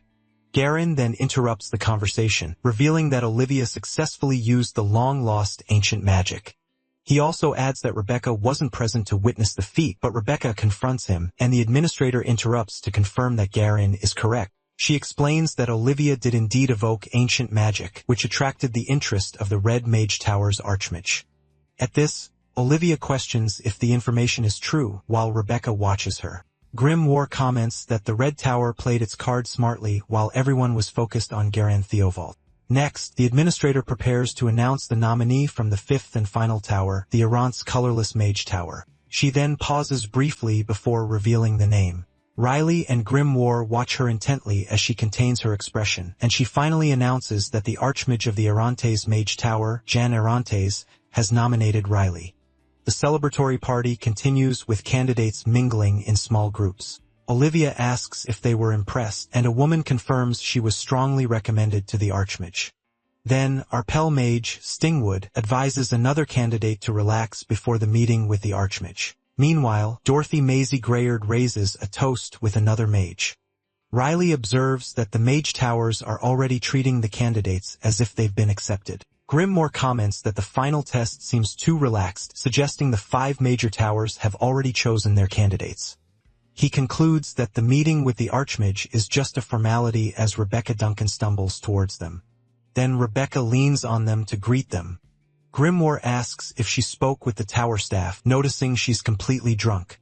At that, Rebecca reveals to Riley that she prefers the Eucria Tower since the others hesitated to speak with her. She wonders who would accept her after what she did as Garen Edward von Theobald approaches from behind. Then, Garen interrupts them asking for a moment. He asks Rebecca Duncan if she also plans to join the Eucria Tower. She confirms that she does as she intends to follow in her mother's footsteps. Riley then asks her if her mother was also a mage. Rebecca then clarifies that her mother was a famous alchemist who also belonged to the Eucria Tower. Garen questions her about joining the tower to work with her mother, but Rebecca denies it, saying there's no way that could happen. Riley then asks if it's because they're in different fields of magic, but she just says no. She then reveals that her mother passed away 11 years ago.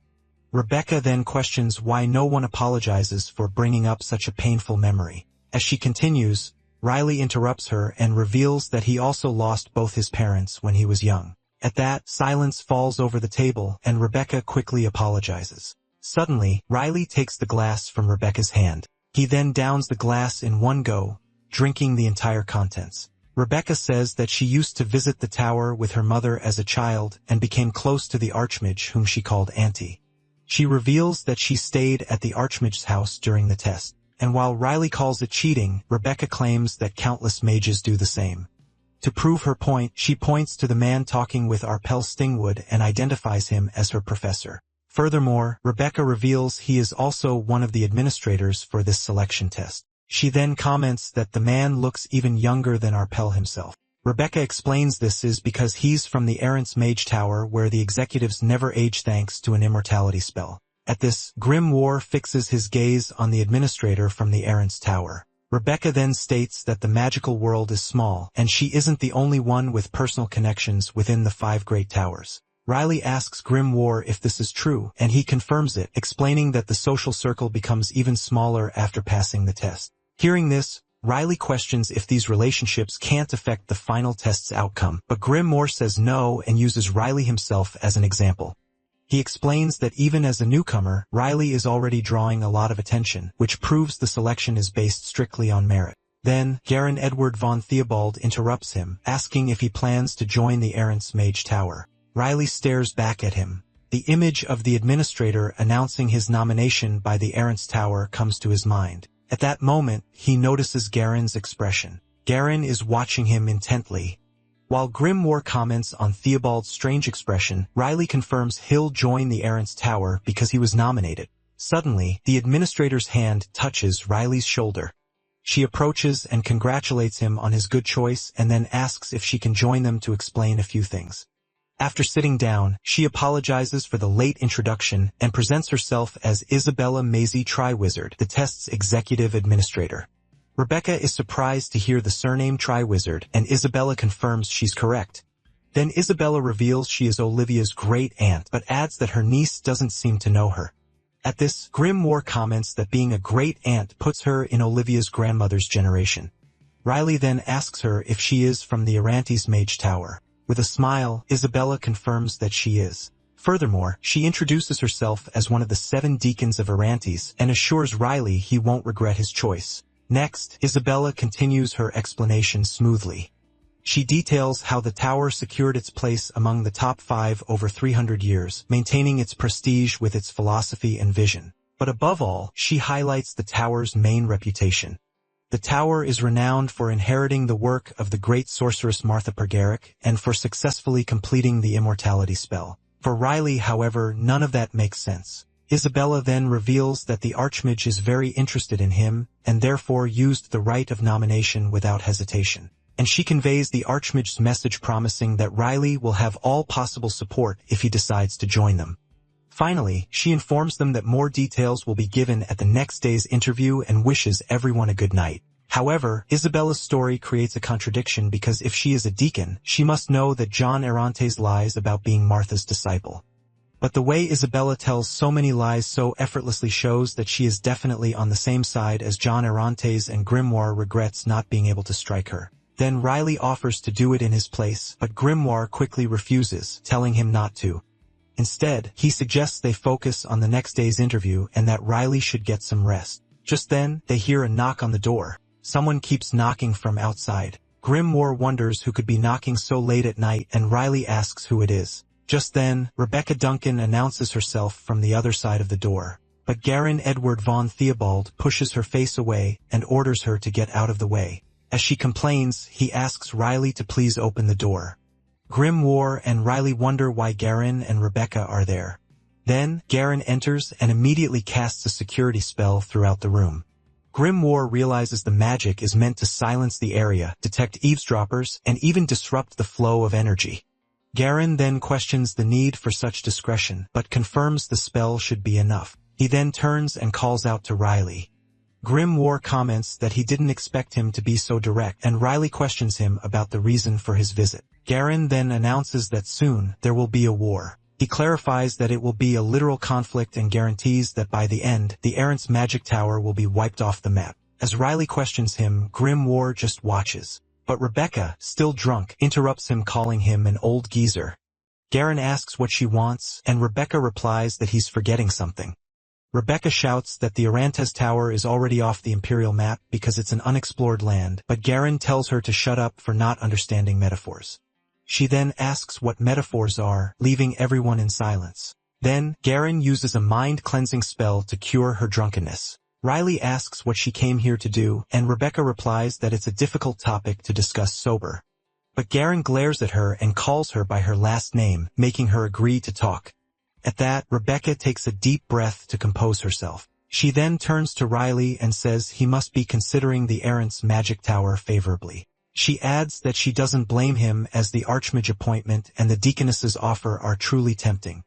Rebecca admits she would be tempted too, but Riley decides to hear them out before making his decision. Grimoire then suggests that perhaps they know something he and Riley don't. Then Rebecca explains that the Errantes Tower rose to prominence in just 300 years, shaking up the old world of magic. She claims that everyone in the tower is very progressive and that there are no stubborn members stuck in the past. Furthermore, they are flexible and open to new opinions, which makes them the most popular tower today.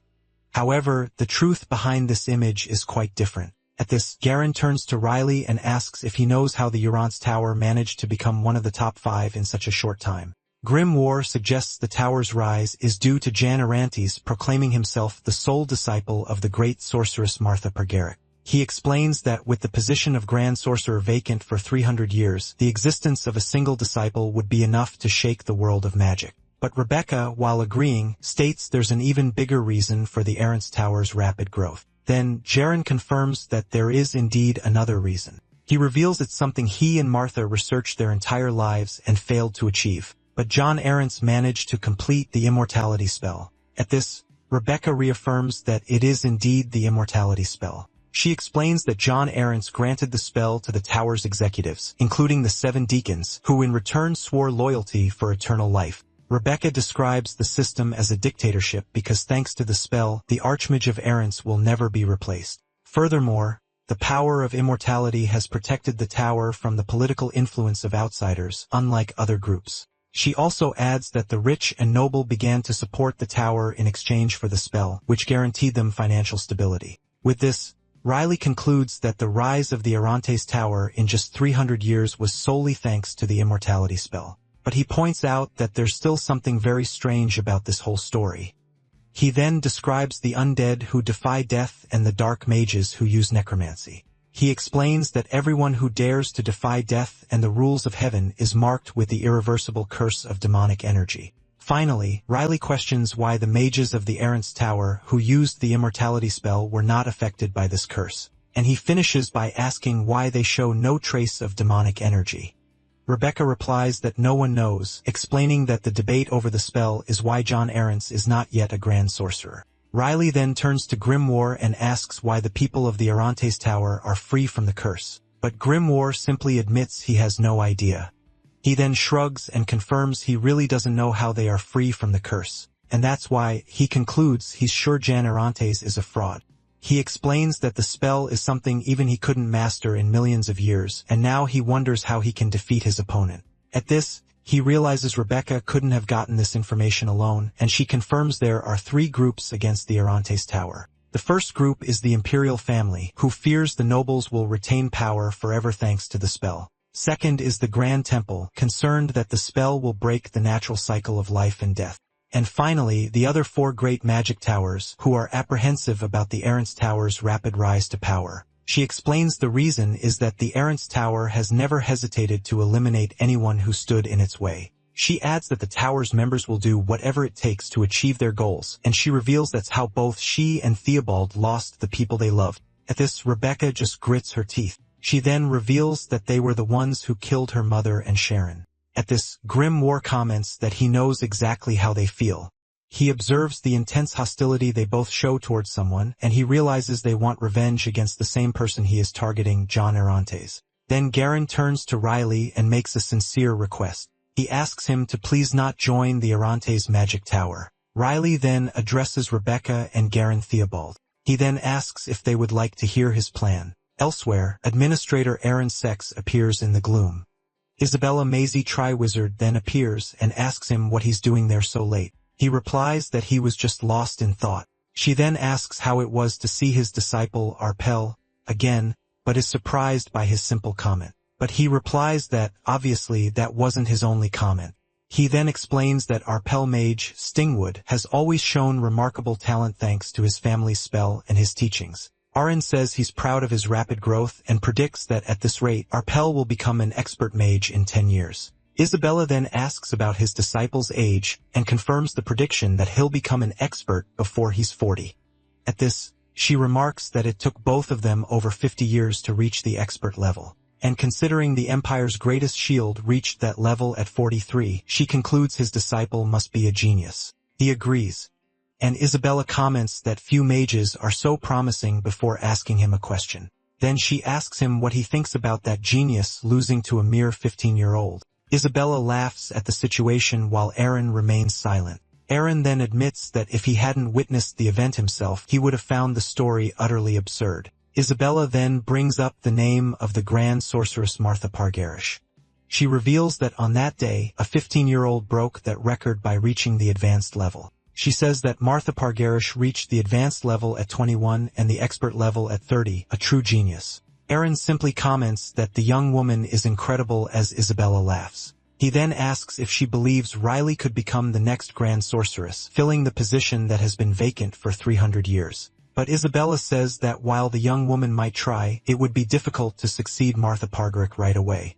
Besides, she reveals that as Aaron already knows, someone is destined to become the Grand Sorcerer before her. At this, she reminds him that they now only have 3 months left. Aaron reacts to the news and a bit of wine splashes from a floating goblet. He then cleans up the mess with magic, complaining that she appears and disappears as she pleases. He then takes off his glasses to clean them. After putting them back on, he approaches the window to enjoy the view. Outside, a blue star drawn in the sky forms a magical barrier around the test administration office. He recognizes the inverted pentagram as a powerful central circuit kept hidden by several advanced spells. Aaron then admires the star's beauty, unable to imagine how long it took to create it. Just then, a figure approaches and comments that it seems everyone has arrived. Noon arrives on the day of the final test, and Isabella announces that the last stage is about to begin. A guide explains that the archmages are waiting behind the door and invites Riley to enter. He approaches the portal that leads directly to John Arante's room. At this, Riley asks if he's going to meet John Arantes, and Grimoire confirms. Grimoire reflects on how the fraud, Jan Arantes, the target of his revenge, is just behind that door. He recalls that it took them half a year to get here, a journey that felt very long.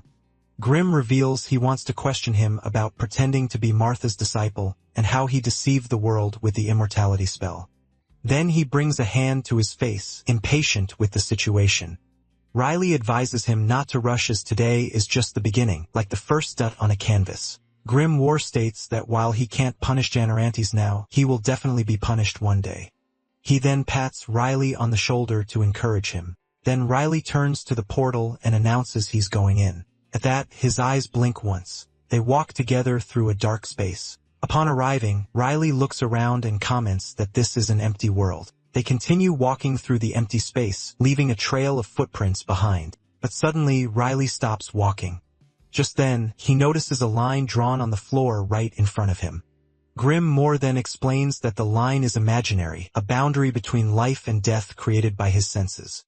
Riley leans forward to see what lies ahead, and the space reveals itself to be the top floor of the tower, the room of the Archmage. John, the two of them observe their surroundings. Then a voice praises the child's perception. John Arantes, the Archmage of the tower, warns him that one more step would have killed him. Grimoire remains silent as he watches him. Then he calls him a bastard. The Archmage continues to look in their direction, but he is looking directly at Grimoire and asks what book that is. Grimoire then realizes the Archmage has been watching him strangely from the beginning, and it wasn't his imagination. He then turns to Riley and suggests that for now they should do something. Grimoire reacts with surprise to his attitude, but Riley just observes the environment in front of him. Grimoire then comments that he is completely tense, and Jan Arantes continues to focus his gaze on the book. Then Riley replies that the book he's holding belonged to his late mother.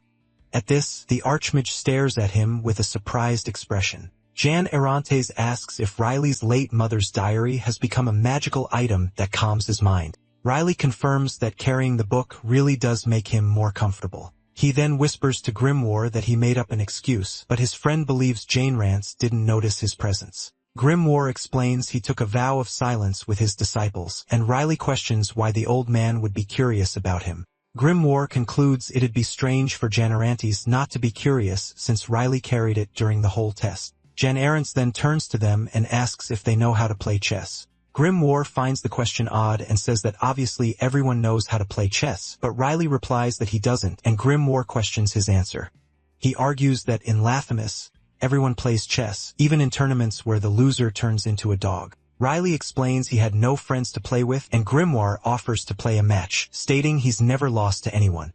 Riley then confirms to Jan Arantes that he knows how to play chess, and the older mage approves of the answer. With that, Jan Arantes snaps his fingers. Suddenly, the entire room transforms into a huge chessboard with floating pieces.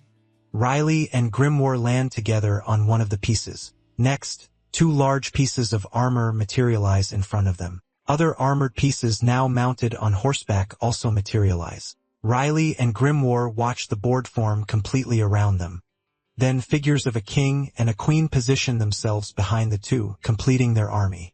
John Arantes, sitting on his throne, formally invites them to a match. Immediately, an enemy piece advances and attacks with its sword, but one of their allied pieces blocks the blow with its shield and sword. Grim War comments that the pieces seem alive just as one of them is destroyed. Riley watches the situation intently. He then points out that their pawn has been defeated, and Grimoire tells him to be quiet so he can focus, insisting he can win. Grimoire then begins to command the pieces, moving the pawn, the knight, and the bishop. He finally feels like he's getting the hang of it and manages to balance the game. Still, he's worried about Jan's attitude. He notices that Jan Arantes just stares at Riley, not caring about the game he himself proposed. Then Jan Arantes asks if he knows what the color associated with each mage tower means. Riley confirms to Grimoire that he learned about it in Latamus. Riley begins to explain that the colors symbolize the characteristics of each mage tower. He says the Dwight Tower, which explores pure mana, represents white. Then the Yadin Groton Tower seeks the explosive power of energy and symbolizes red. Also, the Gaia Violet Tower seeks elegance and beauty and magic, represented by purple. Meanwhile, the Ukria Tower follows the path of magic with a resolute and disciplined mindset. Finally, he concludes that the Ukria Tower is symbolized by the color blue. John Arantes agrees with his entire explanation precisely, but he reveals that the Errant's Mage Tower does not have a color. It is colorless. He explains this allows the tower to become any color, being pure like white, passionate like red, elegant like purple, or resolute like blue. John Arantes then declares that this has been their way of life for the past 300 years as a piece explodes on the board. Riley prepares for the next move amidst the rubble of the destroyed piece. John Arantes states that this is their art of living. And that's how the Errant's Tower became one of the 5 greatest mage towers in just 300 years. Riley, however, claims that it's all a lie. At that, Jan Arrants invites him to make his move on the board. Grim War reflects that the test isn't just about winning or losing and wonders what Jan Arantes really wants to assess. He observes that the opponent's moves are aggressive and that the 2 kings on the board seem to be in a panic. Riley comments that it's a good thing this is just a game, and Grimoire agrees, calling it a literal war. Both then imagine how terrible the situation would be if this were real life. Then, John Arantes begins to speak, explaining that chess takes on different forms depending on who's looking at it. He continues, saying that for some it's a game and for others a battlefield, and then asks Riley what he sees. Riley replies that he sees an ancient ruin, exactly like the one he saw during the second test. Then Jan Arrants asks how he feels about the second test that took place 5 days ago. He explains that thanks to the test's method, he was able to discover a gem like Riley, but in return, dozens of mages lost their lives. He then asks Riley if peaceful measures are enough to distinguish the talented or if pushing people to their limits is the best form of evaluation. Riley remains silent for a moment, but he turns and asks for the Archmage's own opinion first. Jan Arantes retorts that he asked for his opinion. With an aura manifesting around him, he questions how the boy dares to answer his question with another question. Riley calmly confirms his action and says the reason for asking back is simple. Grimoire realizes that, in the final test, the competitors and the Mage Tower's values need to align. So Riley declares that the Archmage's answer will be his since the Arantes Tower's values are colorless and adaptable. Jan Arantes reacts with a brief pause to the young man's statement. At that, he stares at Riley and then concludes that the boy is certainly interesting. Jan Arantes begins to explain that some Mage Towers believe in certain methods. He says they think peaceful measures like the first test are enough to assess a mage's skills. But he points out that of the 42 mages who passed the first test, many didn't move on. He then rhetorically asks how many of them actually survived the next stage. Riley stands firmly on the chessboard. At that, Jan Arantes declares the second test was the true selection as a mage's power is only revealed on the battlefield. He then asks Riley if forcing competitors into a deadly situation just to select a few is unfair. Riley and Grimoire look at the Archmage. Riley replies that it's obviously unfair as one shouldn't sacrifice the greater good for the lesser. Grimoire adds that, however, this is what it means to walk the path of magic. He continues, explaining it's an unjust road from the very beginning with some born with high mana affinity or execution. According to him, these are the blessed ones, chosen by mana itself to walk the path of magic. He states that even on this path, injustice prevails, and every mage will inevitably face a limit that he says can only be overcome through innate talent. Jan Arantes then concludes that magic isn't fair, being like a difficult climb for some and a walk in the park for others. Grimoire says some may walk the path alone while others march with many by their side. At this, Lainrance concludes that everything is determined by talent and questions if a more unjust path exists. Riley holds Grimoire in his book form and agrees the old man is right, beginning to explain his own view of the path of magic. He then describes it as an endless stream of injustice as visions of hands call out to him. Then he remembers one of his old masters covered in blood calling for him. Grimoire begins to tell a story from long ago before the Empire even existed about his first signatory named Findal. He explains that since he had just become a book, Findal was like a ray of light for him. But he still vividly remembers the moment his first master died. His master was begging for help, screaming that a person was dying there. No one on the busy street heard him, and everyone ignored his cries for help. Grimoire says that after that day he spent thousands of years without a disciple, fearing they would die. He reveals he never called them disciples, but signatories, as it was a contract of mutual interest, devoid of feelings. In this process, he admits he used his signatories as tools and forced them into dangerous methods without caring for their safety. Their repeated deaths became mere data for achieving better results, and the vicious cycle continued. This bloody cycle was only broken when he met a certain boy. He continues his story as a vision of a blood-soaked book is shown. Then, he reveals the name of the first great sorceress, Rule Nirave, a name lost to time but important to him. Grimoire admits he put her through countless risky experiments and she came close to death several times. Despite it all, she survived and became a great sorceress, and he then reveals what her last words were. In her final moments, Rule Nirave thanked him for training her and never giving up on her despite her lack of talent. But Grimoire reflects that he did it all for himself, never caring for her well-being or safety. Back in the present, he says that it was in that moment he realized something. He realized he had become a monster who only cared about revenge, and his path was built on countless sacrifices. He then states that he regrets that past and seeks forgiveness for the injustice and the blood spilled. After that, he changed his method so no one else would be sacrificed, and he recalls asking a child for their name. The child replied that they would remember his name but asked what Grimoire's own name was. A brief memory of his human form flashes through his mind. At that, he remembers introducing himself as the Great Book of Magic, promising to turn the child into a great sorcerer. Grimoire explains that his training method was developed through the sacrifices of his former signatories, which allowed his disciples to become great sorcerers. Jan Arantes then faces him and repeats the question. If this isn't an unjust path, then what is? Grimoire agrees that he is right and that the path of magic is indeed unjust.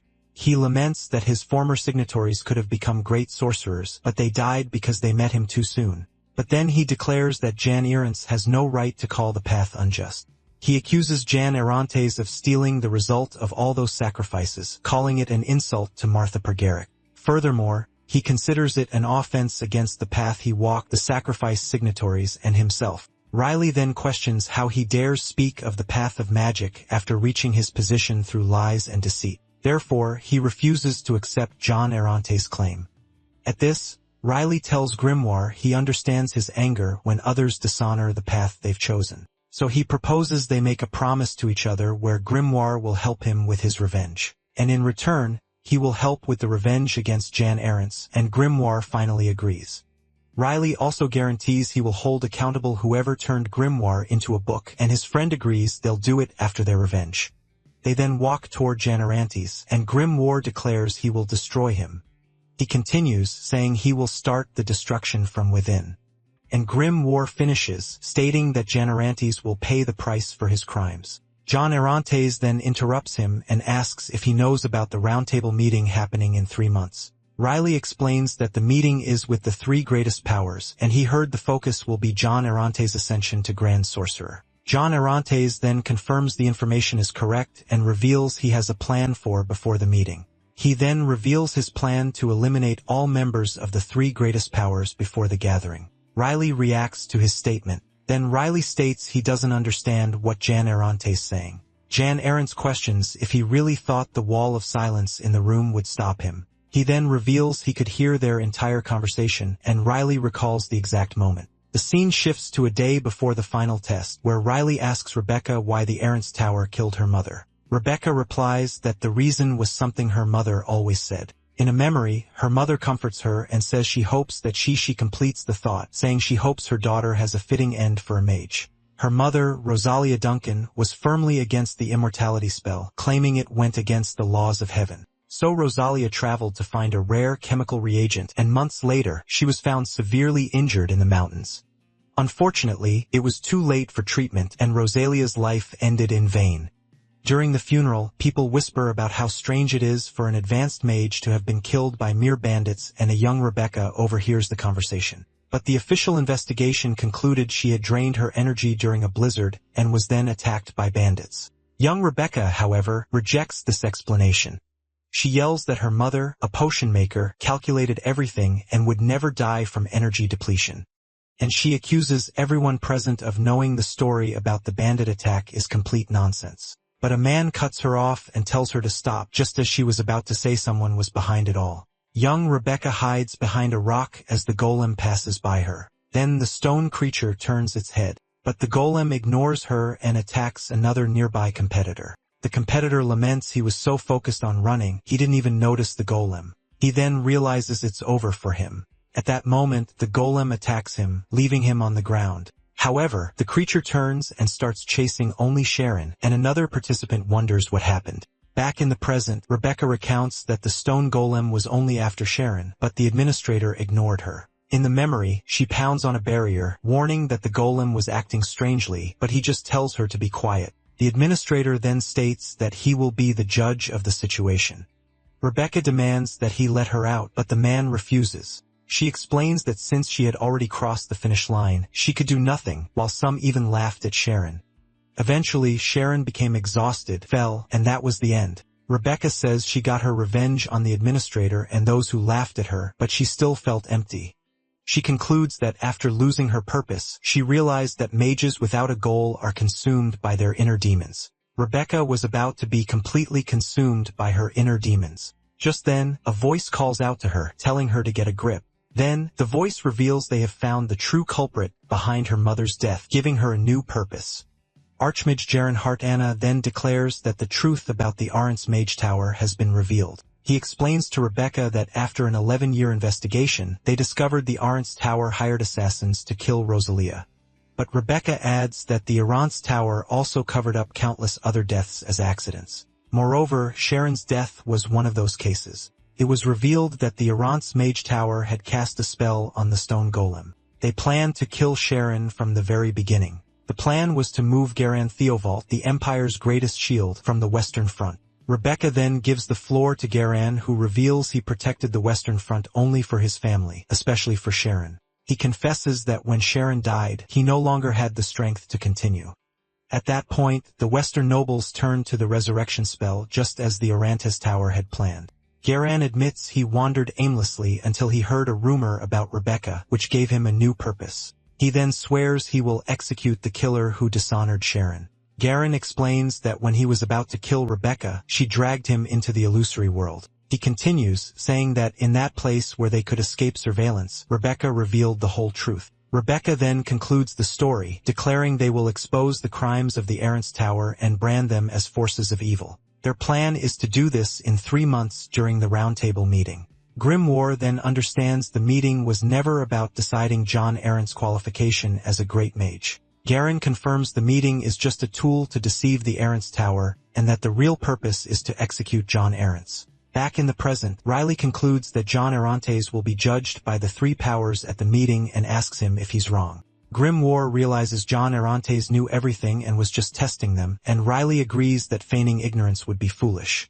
John Arantes confirms their assumptions are correct and that the 3 powers plan to label him as evil to defend the tower. Then John Arantes says he will show him something. He asks if the boy wants to know his plan to destroy the 3 powers and unleashes his energy. The wave of energy hits Riley in Grimoire. John Arantes then tells the boy to open his eyes and look around. They are now floating in a magical space, and John Arantes declares that this is his plan. Grimoire recognizes the place as Wilhelm and notices something huge above it. He then wonders if that is a magic circle. John Arantes says the magic circle is just a stepping stone and tells Riley to look around. They float above the continent, and John Arantes points to the magic circles scattered across the empire, claiming his plan is on another level. Grimoire then explains that these magic circles transfer targets to another world. He realizes the circle's energy has already blended into the environment, covering the entire empire without anyone noticing. At this, Grimoire calls John Arantes a bastard. John Arantes announces that after 343 years, his plan is finally complete and that he intended to rule the continent from the start. He then declares he will eliminate the three powers before the round table meeting even begins. Riley, however, remains silent for a moment before addressing him. He reminds John Arantes that he hasn't been officially accepted into the tower and can still choose another one at any time. Then Riley asks why the Archmage is revealing all this to him. John Arantes just stares at him in response. Suddenly, scene changes, and they are transported back to the throne room. Grimoire comments that they're back in reality and that it was a quick teleport. John Arantes then moves a finger, and Grimoire reacts with confusion. Immediately, a knight chess piece leaps to attack, and Grimoire curses his opponent. Grimoire yells that it's his turn and calls John Arantes a cunning bastard, but the mage simply says it's now Riley's turn. At that moment, Grimoire realizes John Arantes made a move against the rules, leaving their king completely trapped. John Arantes then declares that this is his answer for Riley. He explains that Riley is like the king on the board, having never had a choice from the very beginning. John Arantes states that Riley was born to compete and always finds a way to win, even against all odds, but he continues speaking. He points out that Riley came to him knowing the tower would be taken down at the meeting and that he too sensed something. With that, John Arantes declares that with the tower, they could conquer the continent and that Riley wants the same things he does. He then invites him to rule the continent and start a new era of magic, asking him to take his hand. He emphasizes that with the tower, the continent will be at their feet. And Riley responds that together, they will start a new era of magic. Riley and Grimoire then walk toward the chess pieces. He then remembers the reason he wanted to join the tower, questioning if it wouldn't be better to join another one. At this, Rebecca and Garen question his decision to still want to join the Arantes tower. But the reason he continues, despite the warnings, is that he walks up and shakes John Arantes' hand. Riley then reveals his true motive to destroy the Mage Tower Arantes with his own hands. John Arantes then addresses him. He explains that the mark is an oath of loyalty and proves Riley is now a member of the tower. With that, he snaps his fingers and declares the final test is over. Then, a portal opens beside him, and he invites Riley to enter. But Grimoire stops him, whispering that they need to do something before they leave. The two then share a knowing glance. Riley then asks to make his final move in the chess game before leaving. He announces he will move his pawn to the G8 square. When a pawn reaches the last rank, it receives a special privilege. At this, he promotes his pawn to a queen, declaring that this is a message for John Arantes. With the new piece in position, he then declares checkmate. He explains that one day, Riley, like the pawn, will become a queen and bring about his downfall, and then he says goodbye. The two then walk towards the portal. John Arantes reacts to the move and admits it was a good blow. As they step through the portal, Riley tells Grimoire that he ended the game with a checkmate just as they had planned. He worries the move might have seemed rebellious, but Grim believes John Arantes was impressed by his will to win. Grimoire then adds that the Archmage would never imagine a betrayal, and Riley asks why. Just then, a grand firework display begins outside. Then, Pamela von Hasselpart appears and says the fireworks are to celebrate the end of the test, lamenting that not everyone could see them. She then informs Riley that he is the last participant to finish. Pamela then notices the mark on his hand and assumes he has joined the Mage Tower Arantes. She then officially welcomes him to the tower. She instructs him to rest for 2 weeks and then use the return stone, which will take him and everything he is touching to the tower. Pamela explains that his trial period will begin as soon as he enters the tower, and that he will become an official member after 2 missions. Furthermore, she informs him the process will take about 3 months, after which he'll be free to act independently. But she hints that after 3 months, these rules might change. Grimoire assumes she's referring to the round table meeting and the tower's plan to turn the continent upside down. Pamela then concludes her explanation, declaring that this year's selection test will officially end with his departure. Finally, she bids him farewell and thanks him for his work over the past 2 weeks, as the two of them head out into the snow. With the test over, Pamela approaches Riley and calls out to him. The competitor has now become a member of the tower, and she gives him a sincere welcome. She then disappears into the snow, and Riley remarks that she's gone.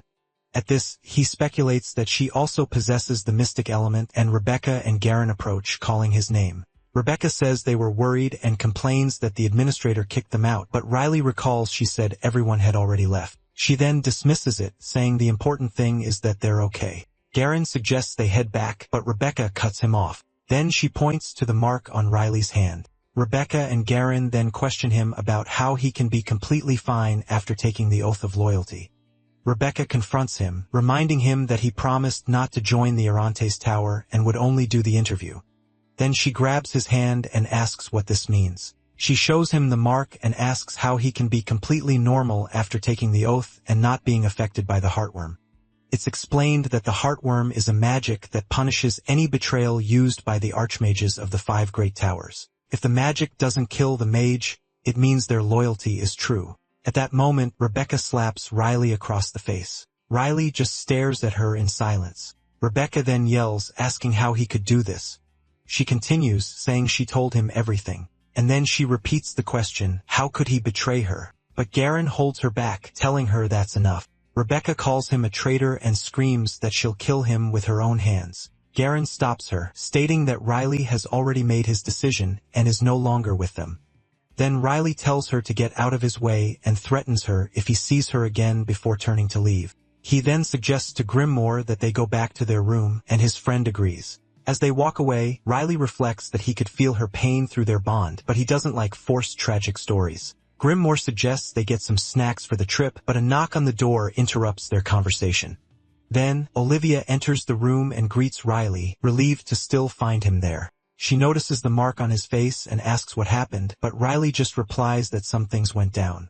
Olivia then apologizes for interrupting, realizing they were about to leave. He says she doesn't need to apologize as he wanted to say goodbye anyway, and Olivia is happy with his response. Riley then comments to Grimoire that Olivia seems to be in a good mood, and he agrees. Olivia reveals she passed final test and congratulates Riley on his decision, explaining she heard about everyone's results except his. So Riley asks about the others, and she tells him that Arpel and Dorothy joined the Gaia Violet Tower as partners. She also informs him that Rebecca and Garen chose the Eucria Tower, while Pamela and Gilbert went to the Dwight Tower, but Dorian didn't pass. Grimoire, however, questions how Gilbert managed to pass, remembering he looked like a hopeless scarecrow in combat. Riley explains that while he's not a great fighter, Gilbert's orientation skills were better than Pamela's, and he found the core in 10 minutes. Olivia then prepares to talk about herself. She then announces she has joined the Jaden Groton Tower, and Riley congratulates her, saying the choice suits her. But Olivia claims she wouldn't have been able to pass the test if it weren't for him. She explains that without his help, she would have continued to live in pain, believing she was fine just because she possessed torture magic. Olivia explains that every time they called her a fool, she couldn't help but question herself. She wondered if she was on the right path or if ancient magic was just a dream. Then, she says these doubts followed her for a long time, but she affirms that Riley changed her life. Using the spell just once made her realize that her efforts hadn't been in vain. She then declares that she will continue to research ancient magic and that with the keyword he taught her, she will break even more spells. And Olivia promises that when she becomes a true mage, she will help him one day.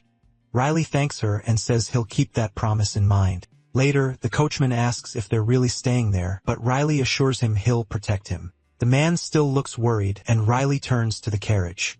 He then tells someone to come out, stating he doesn't have much time. Riley insists he's busy, and the coachman wonders why he's talking to himself. Suddenly, the coachman gets slapped on the ear. Rebecca then appears, and the coachman screams that she's a ghost while she asks Riley if he brought a carriage. But Rebecca tells him to be quiet and snaps her fingers as the coachman keeps screaming. Rebecca asks how Riley's face is, and he replies that it still hurts as she apologizes. Then she reveals it was all an act to deceive the administrator's eyes. In Wilhelm, persistent gazes filled the entire place. Additionally, the Errant's Mage Tower used a vision-sharing magic to watch over all the competitors. Rebecca and Garen were worried about the plan, thinking it was too dangerous for him to act as a double agent, but Riley then proposed an alternative solution to the situation. Back in the present, Rebecca says the performance was convincing, and Riley praises her as a great actress. Grimoire believes that John Orontes didn't hear their conversation since the magic was only visual, and they wouldn't know about the solution to the heartworm.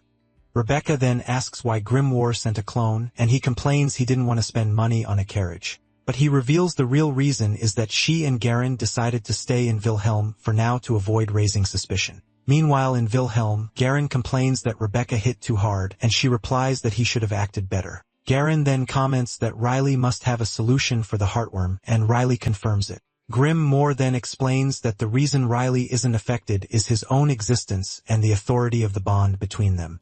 He details that the worm was designed to track a person's thoughts, but with him in Riley's mind, the system gets overloaded. Although Rebecca and Garen were against the plan, they must have felt relieved to see Riley was unaffected by the heartworm.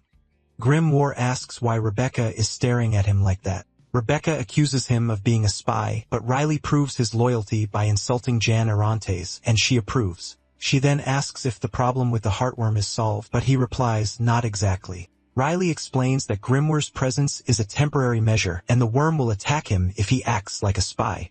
Then he reveals his plan for before the roundtable meeting. He plans to get rid of the heartworm in 3 months. Rebecca reacts to the statement saying it makes no sense. She explains that the process of neutralizing the worm takes at least 20 years, and most spies fail before then. But Riley reassures her, stating that it's all right. He then says he knows an expert, and the scene shifts to a skeletal figure on a throne. Then the skeletal figure, surrounded by eyes and plans for world domination, asks if anyone